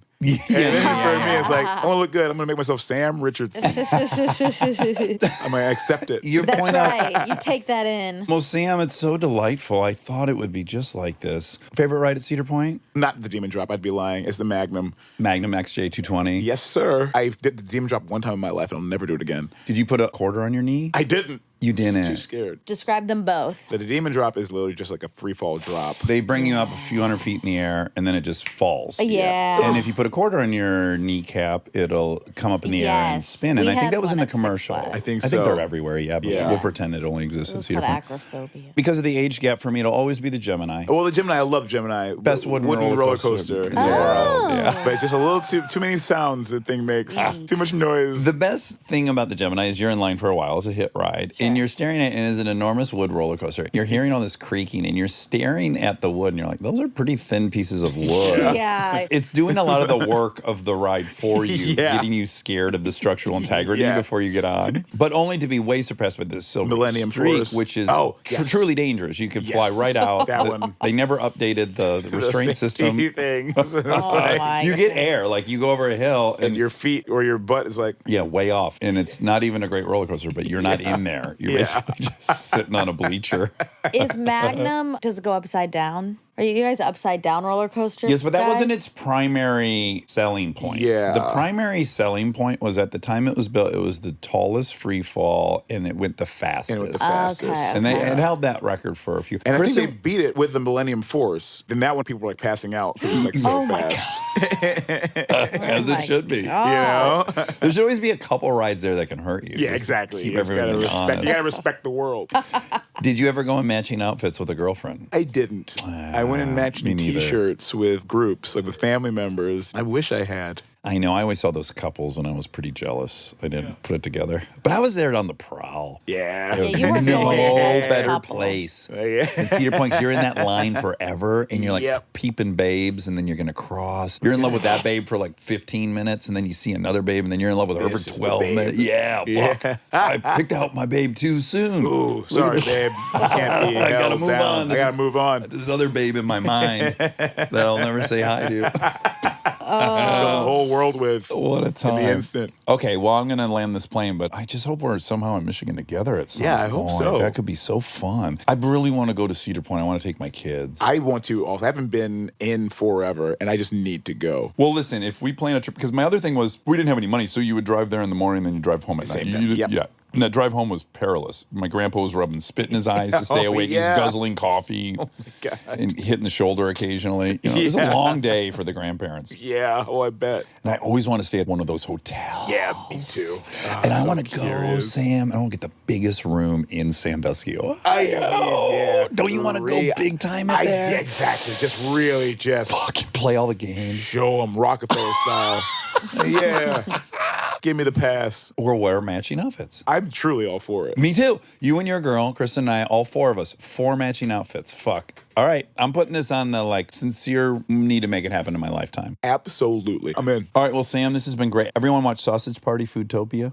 I feel like the It's shaking, yeah. yeah. Okay. What's going on? I felt We're like shaking, yeah, right? it was Yeah, right. shaking. Yeah. It could be any number of things. It could be an Exactly. earthquake. It could be the construction that's happening Yes, below us. yes. It could be we're Right. on a fault line. I know. Who knows? California. So sorry. Sausage Party Foodtopia on Amazon Prime now. Sam, come back. You're going to be in 1,000 more funny things that you'll be the best thing in, and we'll want to talk to you again. I'll come back anytime. All right. Be well. Thank you. Stay tuned for the fact check so you can hear all the facts that were wrong.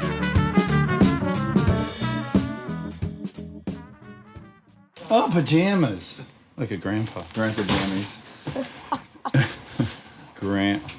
Grandpa jammies. Grammys, but then that's confusing. Yeah. Grajamas. Pajamas? Yeah, because you don't like pajamas, right? Because it reminds you. It's triggering. Spanish. What? It's Spanish. Well, I thought maybe it specifically reminded you of the nighttime, the sleep nurse. Oh, Yeah, because she said pajamas. ew. I hate her. Do you think that was it, though? Is that what was... No, I didn't know that she said that. Speaking of Spanish speaking, I'm reading a beautiful book right now. Uh huh. I think you might really like it. Oh, what is it? It's called The World I See by Dr. I think Fifi Lee, Feifei Lee. She's a professor. She had to testify in front of Congress about AI. She's like a genius professor, but also came here from China in 11th grade. So the book is like her personal story paired with like what she learned about computer science. So beautifully written. And the people that come here and cannot speak and get dropped into high school, and none of us have ever overcome something. Like I'm whining about dyslexia. Like, holy shit, if you can survive that. Yeah, I know. Yeah, and she saw some really rough stuff. Like, People are mean to her. well, there's like an ESL class she's in, and like some boy just brushes some other boy's backpack, like barely nothing, and the guy explodes and like beats him up really bad in front of everybody, and there's blood everywhere. And she's like, the beating was one thing, but how his spirit was broken after that. It's just soul crushing. People are so mean to other people. I know. Well, it's like chimp crazy. You watched it? Have you started it? No. Oh, my Lord. We had a guest on who suggested this and you freaked out. Yeah, Easter egg, upcoming guest said, are you watching Chimp Crazy? And it's insane I wasn't. Well, I just didn't know. But anything labeled chimp, I'm going to watch. Yeah, you're in. But for anyone who's unaware of it, it is by the filmmaker who made Tiger King. And it's the same shit. It's these people who want wild animals. I know. There's a type. But, so then, of course, this guest who suggested it, I text her saying, like, holy smokes, are you right? That's so good. And then she sent me an article in the New York Magazine about a completely different story of this woman who got a young chimp. They had him for 5 years. He was great. Everyone in town loved him. The cops loved him. He was a sweetheart. And then he became sexually mature. Oh, no. And you know what it says in this article? How many times do you think male chimps have sex in a day in the wild? Real guess. And I'll tell you what my guess was. 14. I would have guessed 5 to 10. Okay. And they're only awake for 12 hours. Sure. A male chimp has sex 50 times a day. Ew. Monica, this is an animal that's designed to have sex 50 times a day and that's living in a household with humans. And then the New York Magazine article is fascinating. Let me see if I can give you the title of it.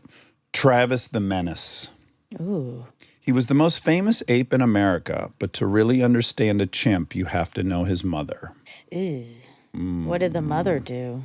Really fascinating story. This woman, I think born in the 30s in Connecticut, has one husband. They get divorced, meets another guy. They build these businesses together. They become pretty wealthy. They buy a big compound. They're into horses. She starts riding horses. She has a daughter. She loves her daughter. They're out and they go to some rodeo show in another part of the country to do their barrel racing. And they see a chimp riding a horse and they really like the chimp. And then she kind of bonds with the chimp, and then the chimp's in the middle of his horse routine, and he jumps off his horse and then runs and jumps on her in the audience and gives her a hug and then runs back. Oh, because she gave him a gummy bear. Oh, yeah. So then she contacted, ding, ding, ding, the same woman this doc is about. This is in this, I don't know what year this is, maybe 80s or something. And she gets Travis, this chimp, and she has this very, very close relationship with her daughter too. And then the daughter, she gets the chimp when her daughter leaves. She meets a man and moves away, and it's heartbreaking to her. Yeah.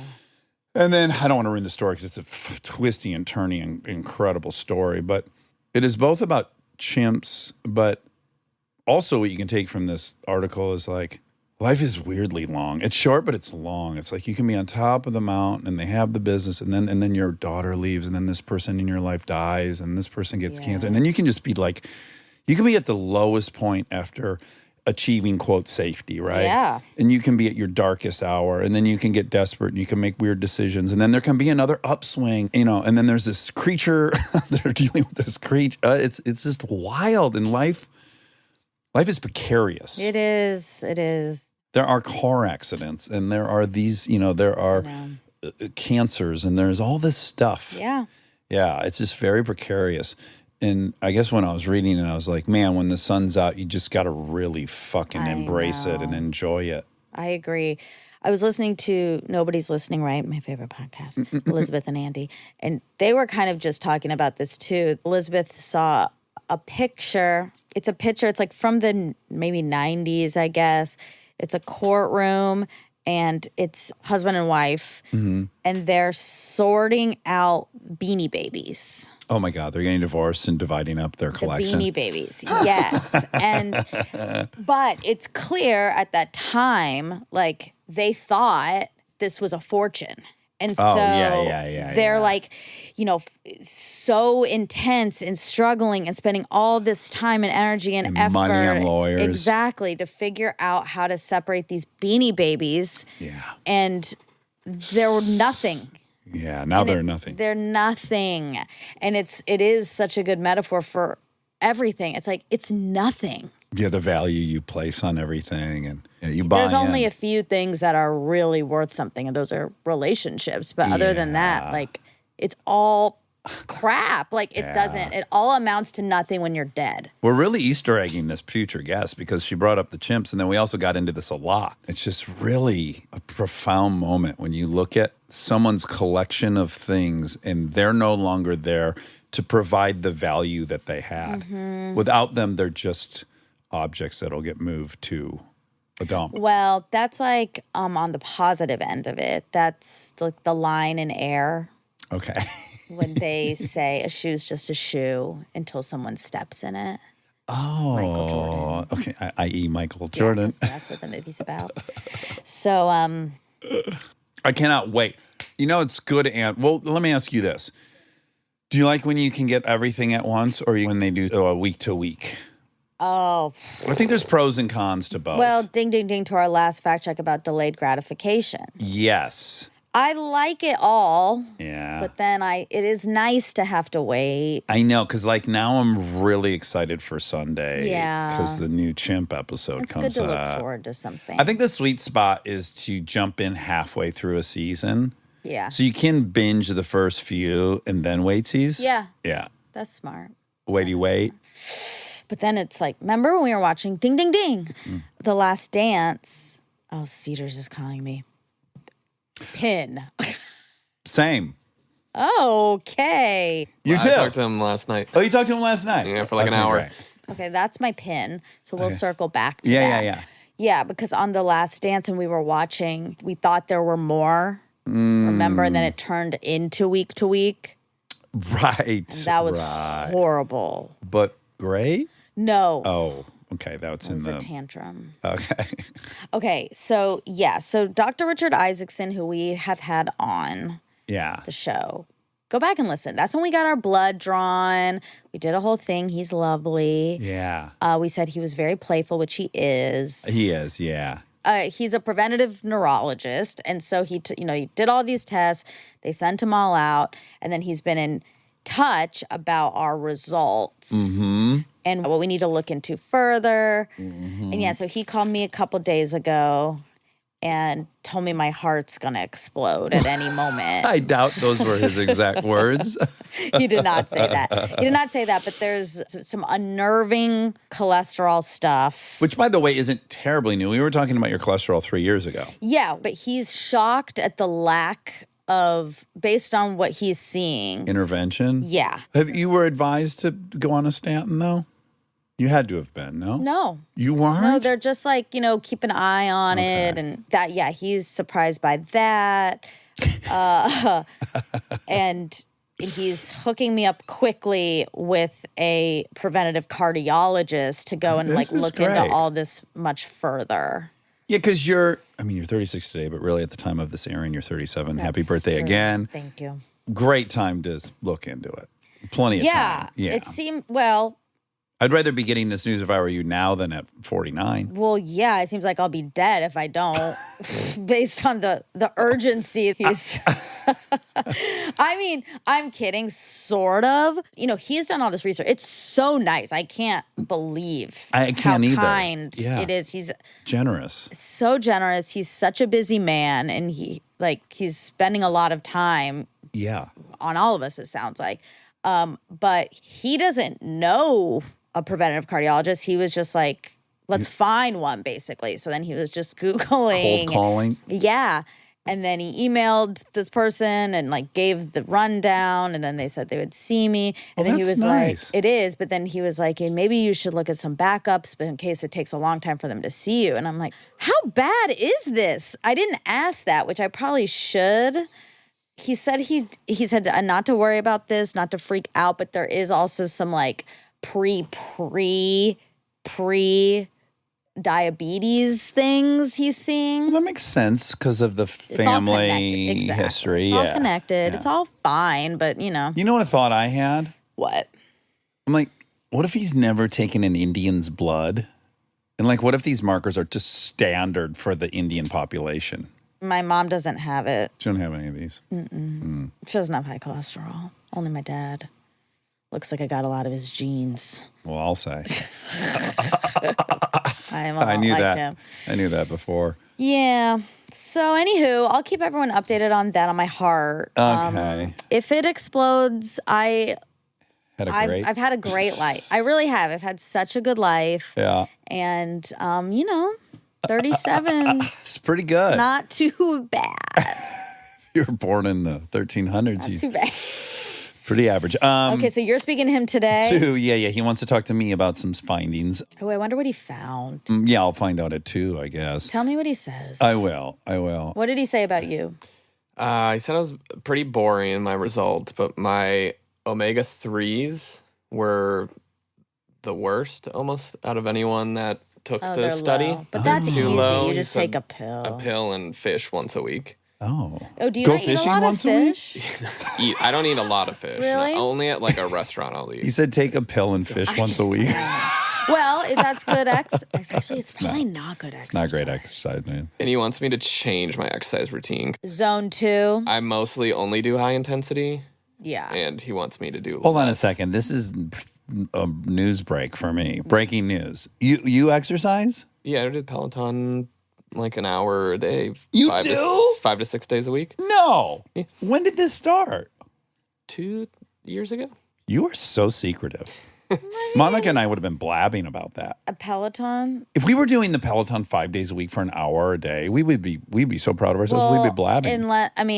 Only if drama happens, like people are Won't get out of your way on your yeah, on Peloton. the Peloton, and you're like, oh fuck, I don't know what to do. He wants me to do less of that and do 2 low intensity and 2 strength training days. Yeah, he's so into strength training. He said the same to me. He said I'm under muscle, Yeah. which obviously I don't do any strength training. Right. But I made an appointment with the trainer. You did? Yes, I'm gonna start doing it when we get back from New York. Oh, good. 2 days a week. You're going to like it. No, I'm really pissed. Oh. But it's fine. I guess I gotta do it. Trust me, I have been under muscled and over muscled, and it physically feels really good. I like how it feels for your skeletal system. Like there's something about having that muscle that keeps your. Oh, let's just say this: my posture was way worse when I had less muscle. Yeah. I had more pains when I had less muscle. Like I just have noticed that physically makes me feel a lot better when I have more muscle mass. Yeah, that makes sense. I mean, there's no getting around it. We've had a million people say, especially for women, that it's really important to do. Yeah, it's pretty unrefuted at this So- point. So year 7, we're going to do it. You and me. Yeah, we'll do it. I know what I want to say. I read this yesterday that Alex Cooper, did you read this? Got a $125 million deal with Sirius. And I want to say publicly, fucking go get it, girl. I'm so happy for her. What a fucking Congrats. awesome, just make your shit, Yeah, build your thing. she did it. It's fucking awesome. That's I couldn't really be cool. happier for her. That's so cool. Blew the boys away. I love it. Yeah, that's really cool. Yeah. Good for her. We like to hear that. Mm-hmm. All right, well, let's get into it. You got a lunch, and I got a Santa Monica. That's much later, but still. What time? 4. But that was intentional, right? Because you like to spend the evening there. Yeah, it was on yeah. purpose. Now you I regret it? regret it a little bit, Oh. but that's okay. I'll figure Did it you out. have a do you have a rough night's sleep? No. Okay, stop. Don't act like I'm crazy for that response. Anyone who says, did you have a rough night's sleep? I know what you're saying. That are Or grumpy? Yeah, you're Yeah, saying that. And then I you am. act shocked that I have this reaction. That feels gaslighty. Really, I think it feels generous because I don't think you're a grumpy person. And so my guess is something happened and you're grumpy and don't want to go to Santa Monica at 4 anymore. Well, So my who hunch wants is, to go to Santa Monica. well, you at 4? made the appointment. At the time you made it, you were excited and that seemed like the right move. And then now you don't want to do that. So I'm like, because she might have had a bad night's sleep. No, because I thought it was generous. Okay, well, that's not how I took it. Okay. Also, the reason I was excited to, or I was happy to do it at 4 is because normally Molly and I hang out. Yeah. But she's coming back from Hawaii and won't be back until late. So Okay. now I'm just going to be stuck there for 4 hours. Mm-hmm. And that's now why I regret it. Gotcha. There's reasoning behind it. Okay. And I don't really have any other friends in Santa Monica. Well, you can't. Exactly. It's like having a friend in Nevada. Although I saw my friend from Santa Monica yesterday, but he made the effort. DeCastro drove out after he dropped his baby off at school, that's and we did a hike. Fun. Yeah. I'm a little mad at him Oh, why? because when he arrived, he said, oh my God, I haven't worked out. And I think he said a year. Wow. For people who don't remember, Steve DeCastro is a stuntman extraordinary, one of my great friends, and he also stunt coordinated 2 of the movies I did. He also did some second unit directing on ships. He's a lovely dude. Jiu-jitsu black belt. Yeah, and he said he hasn't worked out. He goes, and I haven't done cardio in like a year. Wow. So I'm almost thinking like, this is going to be a rough hike. Like I'm going to have to be going so slow. So I go on, I'm going to throw on my rucksack. And he goes, yeah, do something. Weight yourself down because I don't want you to kill me. And then we hiked and he chatted the whole time. You know, it's very hard to chat when you're hiking. Yeah. He was completely fine. And I was like, You're panting from the that actual... wasn't panting, but there wasn't much of a gap between our, mind you, I haven't hiked either since we went away this summer. Okay. It's been so hot. Regardless, Yeah. I was like, this kid, he's a physical phenom. I guess he always has been. Like he hasn't worked out in a year, and then he fucking hiked up, and he was chatting the whole time, and we were going at a pretty good pace, and he was completely fine. I don't even think he was sweating. Wow. Yeah. So fuck you. Congratulations, Alex Cooper, and fuck you, Steve DeCastro. Wow. I wonder how his cholesterol is. He's probably smart enough to have never checked. What you don't know can't hurt you. I think this is. That's what they say. Mm. Okay, so this is for Sam Richardson. Funny man. The Funny. jewel of Detroit. Well, Chuck Woolery and then him. Okay. Yeah. And some other people. Yeah. Jeff Daniels. Bob Seger. Yeah. We talked about all these people. Yeah. We talk about Cedar Point? My God. Are you really quick? Yeah. Are you a little bit curious to go? Just because you have to admit, of any topic that comes out, the people that have gone there, they can't shut up about it, right? It's like the funniest thing. Like, I know it's annoying to you, but it's also pretty comedic. It's the same reaction every time, and people go through the same list of roller coasters. It is. It would be like if every time a certain restaurant came up in New York, everyone went on about it for 15 minutes. I'd be like, I've got to try that restaurant. And I guess I'm curious, does it not elicit that? It doesn't, because this is really what it does. Okay. I feel like that you're going to be so mad. But I feel that our Six Flags Over Georgia was that. Uh-huh. And so, like, that is what happens if you talk to people who went there. Well, counterpoint, we've had a lot of people from Georgia on this show.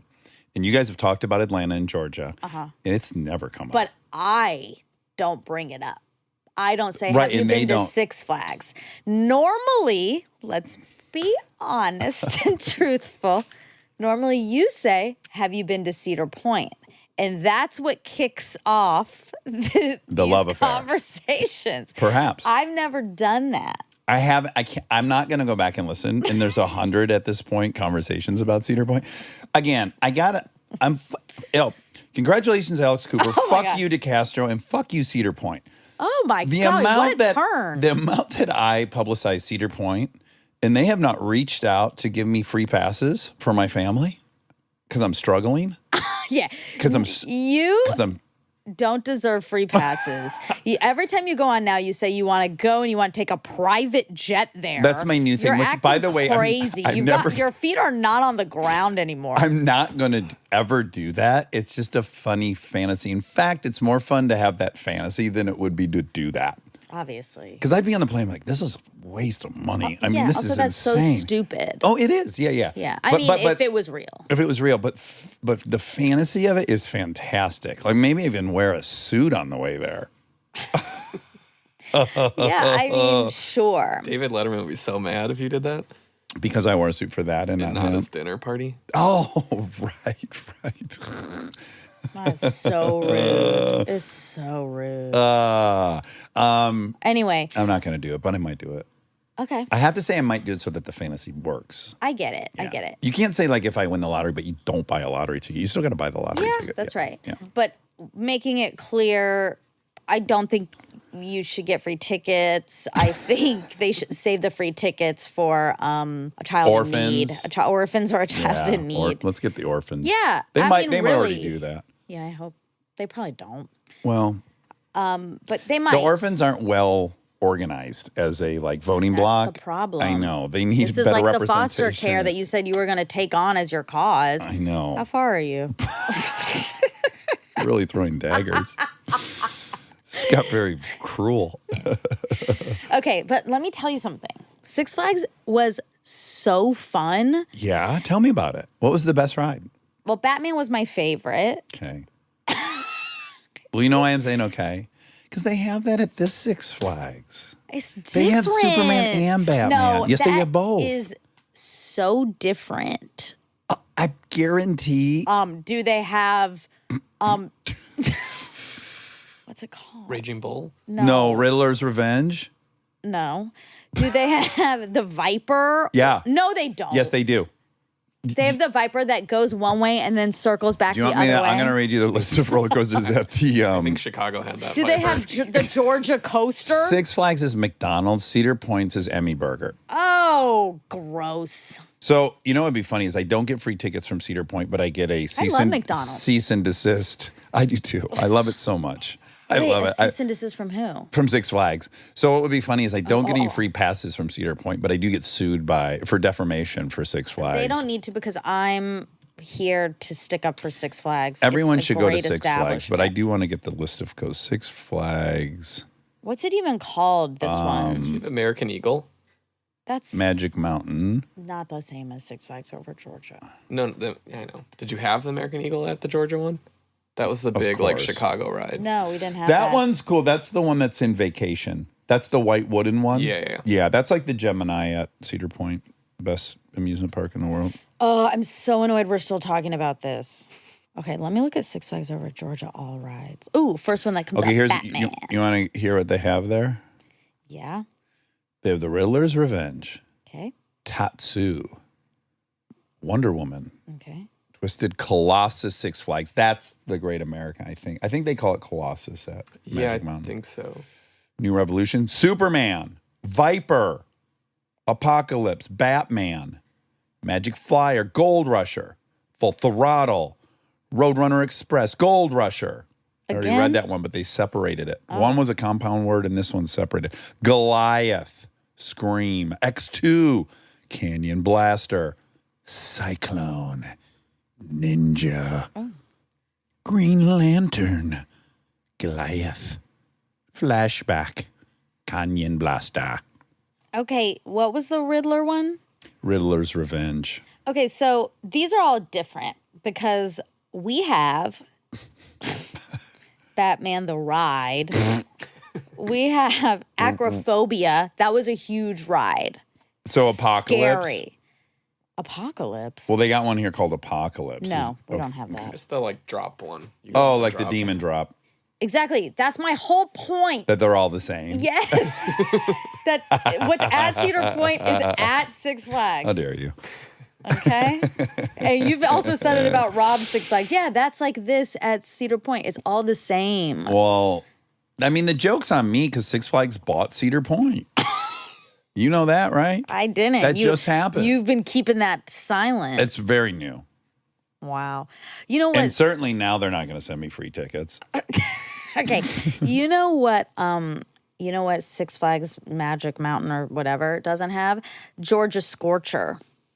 Yeah. It doesn't have that. That'd be crazy. That was That was the one? a great ride. What happens there? Is it metal? Is it steel? You put your feet to the fire. It's upside down. So many are I upside don't down. care about upside down, if I'm being honest. I love yeah, upside you down. do? Yeah. I used to. I mean, I probably don't anymore. Oh, it would fuck you up. Yeah, probably. You remember my story with Carly. Yeah. Yeah. You both Oh, interesting. It was just the anniversary of that terrible day because her birthday was 2 days ago. Oh, yeah. We rode out there on the Harley. We were going to have the best day of our lives. Took one ride and we had to sit on the grass for like an hour and a half because we were so sick. And then finally we got back on the motorcycle and drove home defeated. It was, what a disaster. That is a disaster. It was embarrassing, really. I'm embarrassed. Also, we had the Scream Machine. That was huge. That was probably like your... Yeah, the Great American Scream Machine it looks just like the American Eagle. Okay, and then like the one you had at Cedar Point. No. Yeah, you already told him that it was. The Gemini? Greatest roller coaster in the history of Yeah, roller coasters. so anyway, I think it's a little like, hate to say it, it's a little like little brother energy. What is? Cedar Point. Little brother energy. What are you we talking gotta about? talk about it. We gotta talk about Cedar Point all the time. Oh, wow. Because it's like... Also, is little brother energy a thing, or did you just invent it? I invented Is it a on hashtag? Flightless Bird Rhode Island episode because I think Rhode Island has little brother energy, and I'm really grossed out by little brother energy. You are. I am. You must be grossed out by me because I'm a little brother. No, it's not. I'm a baby doesn't- little brother. Ew. I'm a baby brother. It doesn't. It's your baby brother, Dax. Hi, David. Can we go to Cedar Point? Oh my It's your god. baby brother. Oh, that's cute. Listen, it's not. I'm 49 now. Still your baby brother. It doesn't actually equate to if you're a baby brother or a little brother. It's an Okay. energy. Beta energy is what you're talking about, I think. It's not. It's a proving yourself energy. And it is uncomp. Like my brother's a little brother, but he has zero little brother energy. He could give a fuck. He does Okay. not want to. He has no. LBE. Yep. Anyway, well, so let's. Okay, so the Scoville scale. We talked Yeah. about that for a second. People know this probably, but it's a measurement of pungency, spiciness, or heat Heat. of chili peppers and other substances. This isn't going to shock you, but I don't fully embrace the Scoville system Why? because I've done hot ones. Right. I've also gotten like Carolina Reaper. I've gotten the Mm-hmm. chips that are this. Yeah. And so often I'm like, well, that's interesting. The one that was half on the Scoville system was hotter. And everyone agrees. They're like, Yeah. this is really weird. That everyone agrees. Oh, that second to last one's the hottest on hot ones. Yeah, it's like a 500,000 less on the Scoville. And I'm like, so I guess in my experience, it's not. Well, he says the host of Hot Ones. He's so cool. He is the greatest. We should have him on. Definitely. Sean Evans. Sean Evans. Sean, the host of Hot Ones, says it's actually because it hits in different parts of the mouth and throat and stuff. So sometimes even if it's less, the place it hits, Yeah. your body reacts more intensely. to Exactly. it. Like I do believe there is some chemical they mix with this thing that produces a metric. Yeah. And I do believe that is all correct. But I don't know that chemical compound they use to evaluate it is perfectly paralleling the human experience with it. Yeah, I get that. Okay, I'm going to read a little bit. Okay. The scale is named after its creator, also recorded in Scoville heat units, SHU. That seems like that would be on trivia. SHU, So shoe. people can remember that. It's based on the concentration of capsaicinoids. Capsaicinoid. When you do that sometimes, you know what it reminds me of? Little brother? In a way, spelling bee contestants. Shouldn't they say the same? They're like, haberdashery. Haberdashery. They'll like say it Yeah. kind of theoretically while they're working out. What? Haberdashery. Haberdashery. Origin. H-A-B. And then they'll ask a question like, Yeah. iteration, whatever the fuck Yeah. they say. Definition, maybe they get. They get a definition, and then you can also find out Yeah, the origin, origin, but yeah. that has a name. Well, place of origin is important because of the way you spell things. Sure. Tyre in Latin. England. Tyre. Tyre. You know these fucking Brits? Tyre. That's crazy. That was on a crossword I did the other day, like 2 days ago. And I don't do crosswords that often. I think they spell leader wrong, too. I think it might be Litre. Probably, yeah. Okay, Scoville. Okay. SHU. Capsaicinoids, among which capsaicin, I'm probably saying it wrong. Capsaicin is the predominant component. So that's what they're measuring. Yeah. Concentration of capsaicin. Capsaicin. It's really hard. If you saw this, CAPSAICIN. You lost me so long ago. Yeah, I can't even it's visualize what crazy. that was, yeah. Oh, an alternative method, high-performance liquid chromatography, HPLC, can be used to analytically quantify the capsaicinoid content as an indicator of pungency. Okay, so that's a competitor, like Six Flags and what's it called? Cedar Point. How dare you? You're a piece of shit. You have piece of shit energy, if I can say it. You have POSE. Oh, that sounds like PCOS, which I do think I have. I don't, but What's PCOS? It's a polycystic ovarian syndrome. Oh. Well, that came right off the tongue for you. Yeah, it did. I know a lot about it. Sweet bell pepper, 0 on the scale. Okay. And then pure capsaicin is 16 million. Oh. Okay. I want to try that. So a habanero is 300,000. Carolina Reaper, 2.1 million. 2.1 mil. Okay, pepper spray is 5 million. Ooh. Yeah. I feel very fortunate. I have two things I feel very fortunate about today. One is I've never been sprayed with pepper spray. I hope to make it through my whole life without that experience. Number two, I'm applying for global entry. Uh-huh. And the fact that I haven't been arrested is almost impossible. It is. I can't even believe it. I'm shocked. Because even in my own mind, I had to really I know it Think sounds about crazy. I had to really think about it. I've certainly had a ton of interaction with police. I've been in the back of police cars. Right. I've been questioned by the police. They came to my high school once to talk to me. They came to my front yard to talk to me. And I didn't ever get arrested. Wow. And I can't believe I got out of all that addiction without being arrested. This is so lucky. So lucky. And fights and stuff. Oh, my God, so many fights. Yeah, it's crazy. Crazy. Hello, David. It's for Will Bubba. I'm 50 years old today. Still your Will Bubba. He sounds kind of like, oh, God. On my tombstone, it's going to say, here wise Will Bubba. Oh. That's sad. There's been too much death talk lately. Okay. Let's talk about some births. Okay. Hello, it's Bob. my Is that God. what you were thinking it was similar to?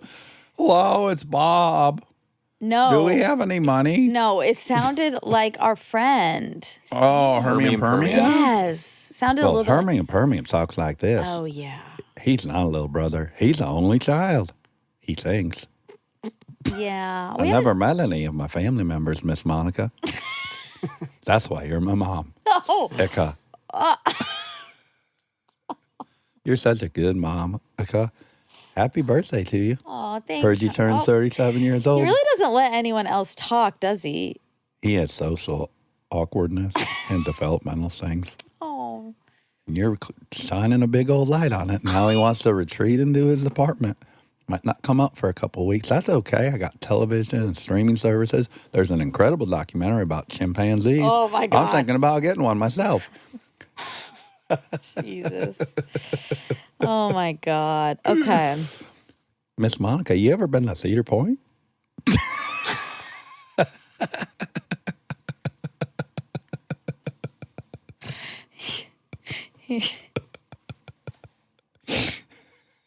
You do have little brother energy. I love Hermium. We haven't seen him in a while. Yeah. Has he been all right? It's hard for me to come out in the summertime. It's awfully hot outside. I like to stay inside the AC condition. I think it's the greatest invention of all time. That ice cold air blowing at you. You look out the window, people are sweating. Not you. You're inside watching your chimp documentary, thinking about getting one yourself. I just want to say, just as his Mother. Monica, that he needs to be a little careful saying that there's an invention that's better than what the robot has invented. Okay, because he might get upset. Oh, my robot friend? Yeah. What did he invent? He claims stuff. I don't know if it's real, Okay. but he's confused. Go on. Yeah. Tell me more. Well, hasn't he to us? I love to learn, Miss Monica. Oh. Don't worry, I'm not like that other man, Frito. I'm not going to say anything weird. That's fair. Thank you. Yeah. Oh, no. I see him coming. I see him. Knock, knock. Stop. Is Miss Monica there? Ew. He is I not. need a mommy, too, for all my feelings. I'm hungry. Should we stop? What if I got into some weird... Do you ever worry You that... were. You couldn't stop. But what... Yeah, do you ever... Have you ever worried that, like, maybe I'll go into some crazy schizophrenic loop where all the characters will be talking to each other, and then you'll have to run outside and you'll, like, get my family to come in and try... everyone will be screaming at me, but I can't get out of the loop. Does that ever cross your mind? Yeah. Okay.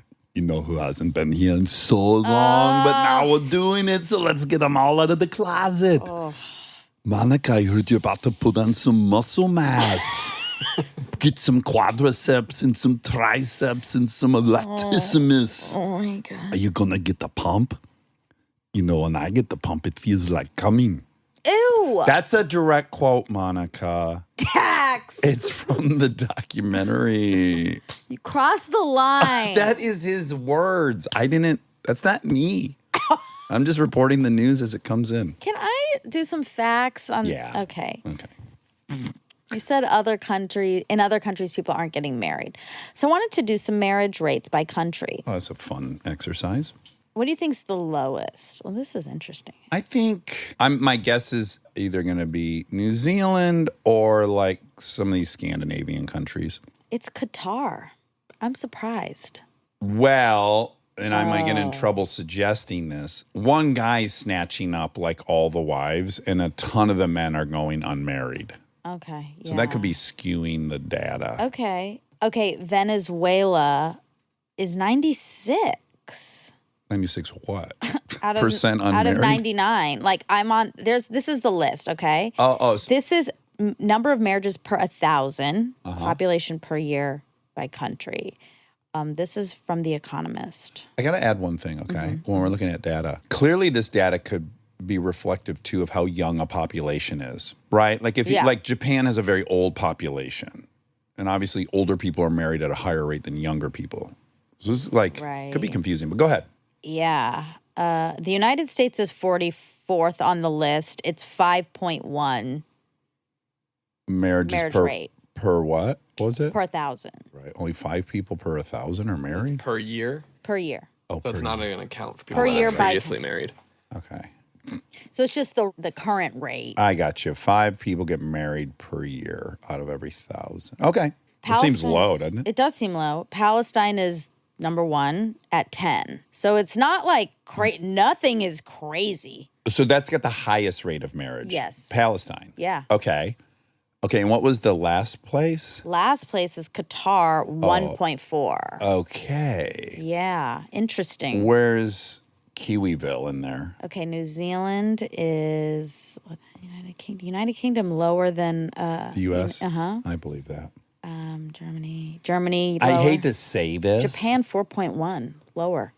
But again, because this is rate. Oh yeah. So that totally makes sense. Okay. New Zealand they're already married. 3.6. What number on the list? 70. 70. Okay. Do you see any of those Scandinavian countries? Norway 71. Okay.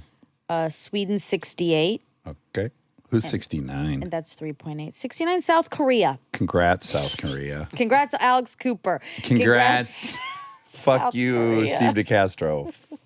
Fuck you, Cedar Point. Can't even say it. See? Okay. Anyway. And you're right. A lot of the European ones are less than America, but America's still halfway. Like, I hate to say this. People are going to be very mad that I say this. And I say this as a married person. I do think it'll evolve away from it. I think we're evolving away from it. Yeah. Yes. So I think, like, when you look at these countries that are more progressive, you're seeing... But you like marriage. I love it, yeah. You say you're for it. But, again, this gets into Christmas and all these different things, which is, do I like marriage? I don't know. Do I like partnerships and kids? Do I like families? Yeah. Do they need to go to the courthouse and make it official? I don't care about that. There's a song. I don't care about that. What is it? I don't know it. I don't think. What was the Teen Witch thing? It was, Sabrina? no, there was a earlier thing that you would know because you're closer to Carly. Although Carly is older than you. You would have missed. Top that. Yes. Top that. Top that. I don't give up about that. I don't know that. It was like a song they sang. Teen Witch 1989 movie. Teen Witch, Movie. 1989. Top that. Top that. I don't give up about that. And they bleeped it like Well, it that? was teenage witches. It wasn't adult witches. Adult witches are nasty. Hey. Hey. Ding, ding, ding. That same Nice. guest. I know. We should just air it after this. No, they have to hang tight. Okay. I was pretty quick on the fire. Wobby wob. Just Google. Got lucky. Yeah, he was only 2 years old when that came out. Just a little bubba. Oh, okay. The code you were talking about, ABBA. Left, right, up, down, left, right, up, down, ABBA. Okay, so there's a few codes. Konami code. Konami code is commonly referred to as the Contra code, and sometimes the 30 Lives code is a cheat code that appears in many Konami video games as well as some non-Konami games. The code has also found a place in popular culture as a reference to the third generation of video game consoles and is present as an Easter egg on a number of websites. In the original code, the player has to press the following sequence of buttons on the game controller to enable a cheat or other effects. This is up, down, left, right, right, BA. Sometimes start and select is added to the sequence. Oh, wow. My Contra code was definitely ABBA. But maybe just the AB's what triggered it, and the BA was auxiliary and not necessary. And then I would hit select. The first time you do that, it's unreal. You've been playing this game, you can't get through it, you have 3 lives, hit that code, and you're like, oh, I can breathe. Eddie Murphy was on SNL 19. That's crazy. That is crazy. Also, yeah, so Matt Damon was doing Born during the Avatar ask. Okay. So he would have had to leave them. Okay. He just has too much integrity. My God. Okay, Dietrich Furs. Yeah, it's still working. It's still up and running. Still up and running, the That's website. great. Michigan's only. It's since 1893. That's pretty awesome. Yeah. Legendary warmth. They're going to be having their 150th anniversary here in a sec. They're older than Ford. It's pretty cool. So far as furs are cool. I mean, it's cool to have a business that lasts that long. Absolutely. Also, real quick, we talked about Veep, and we shot Baby Director on the Veep set. Oh, yeah. We went to the Veep set and Because shot Morgan was working on it? there. Yeah, Yeah. which was really fun. Yeah, like the president's room Yeah, or some shit. Oval right? Office. The Oval Office. She was the president for a second. I'd love to dust that off, see that little baby. Well, he talked about auditioning for the CBS showcase. Mm-hmm. I also did that. Yeah, I did it too. And it was when you come back and you have to do an Indian character. Oh. And an accent. Oh. What year was that? Fuck you. Fuck you, girl. Fuck you, Steve DeCastro. Fuck you, Cedar Point. It would have been, God, I guess it would have been 2011 or 12-ish, probably. Okay. Mine might have been the ABC showcase. I'm not sure. It was Yeah. one of the network showcases. I got to just do, because they came to the Groundlings and saw me and then invited me to do it. So I got to just do a sketch that Josh and I had that had been running for a long time. Oh, that's fun. Yeah. It was very fun. Because I was the only one in there that did something that I had written. Yeah. Took great pride in that. I didn't get anything out of it, but it was fun to be invited. It was called Let's Dance. And Ding, ding. it's 2 guys like at a club, and somehow they're like overly macho, and then They're kind of getting into it, and then somehow it turns out they both would love to dance with one another. God. It was great. It was probably the best one we ever wrote. All right. Well, that's it for Sam. What a nice boy. Love him. Great time. Yeah, he's so fucking funny. He really is. I can't wait to keep watching him. All right. Love you. Love you.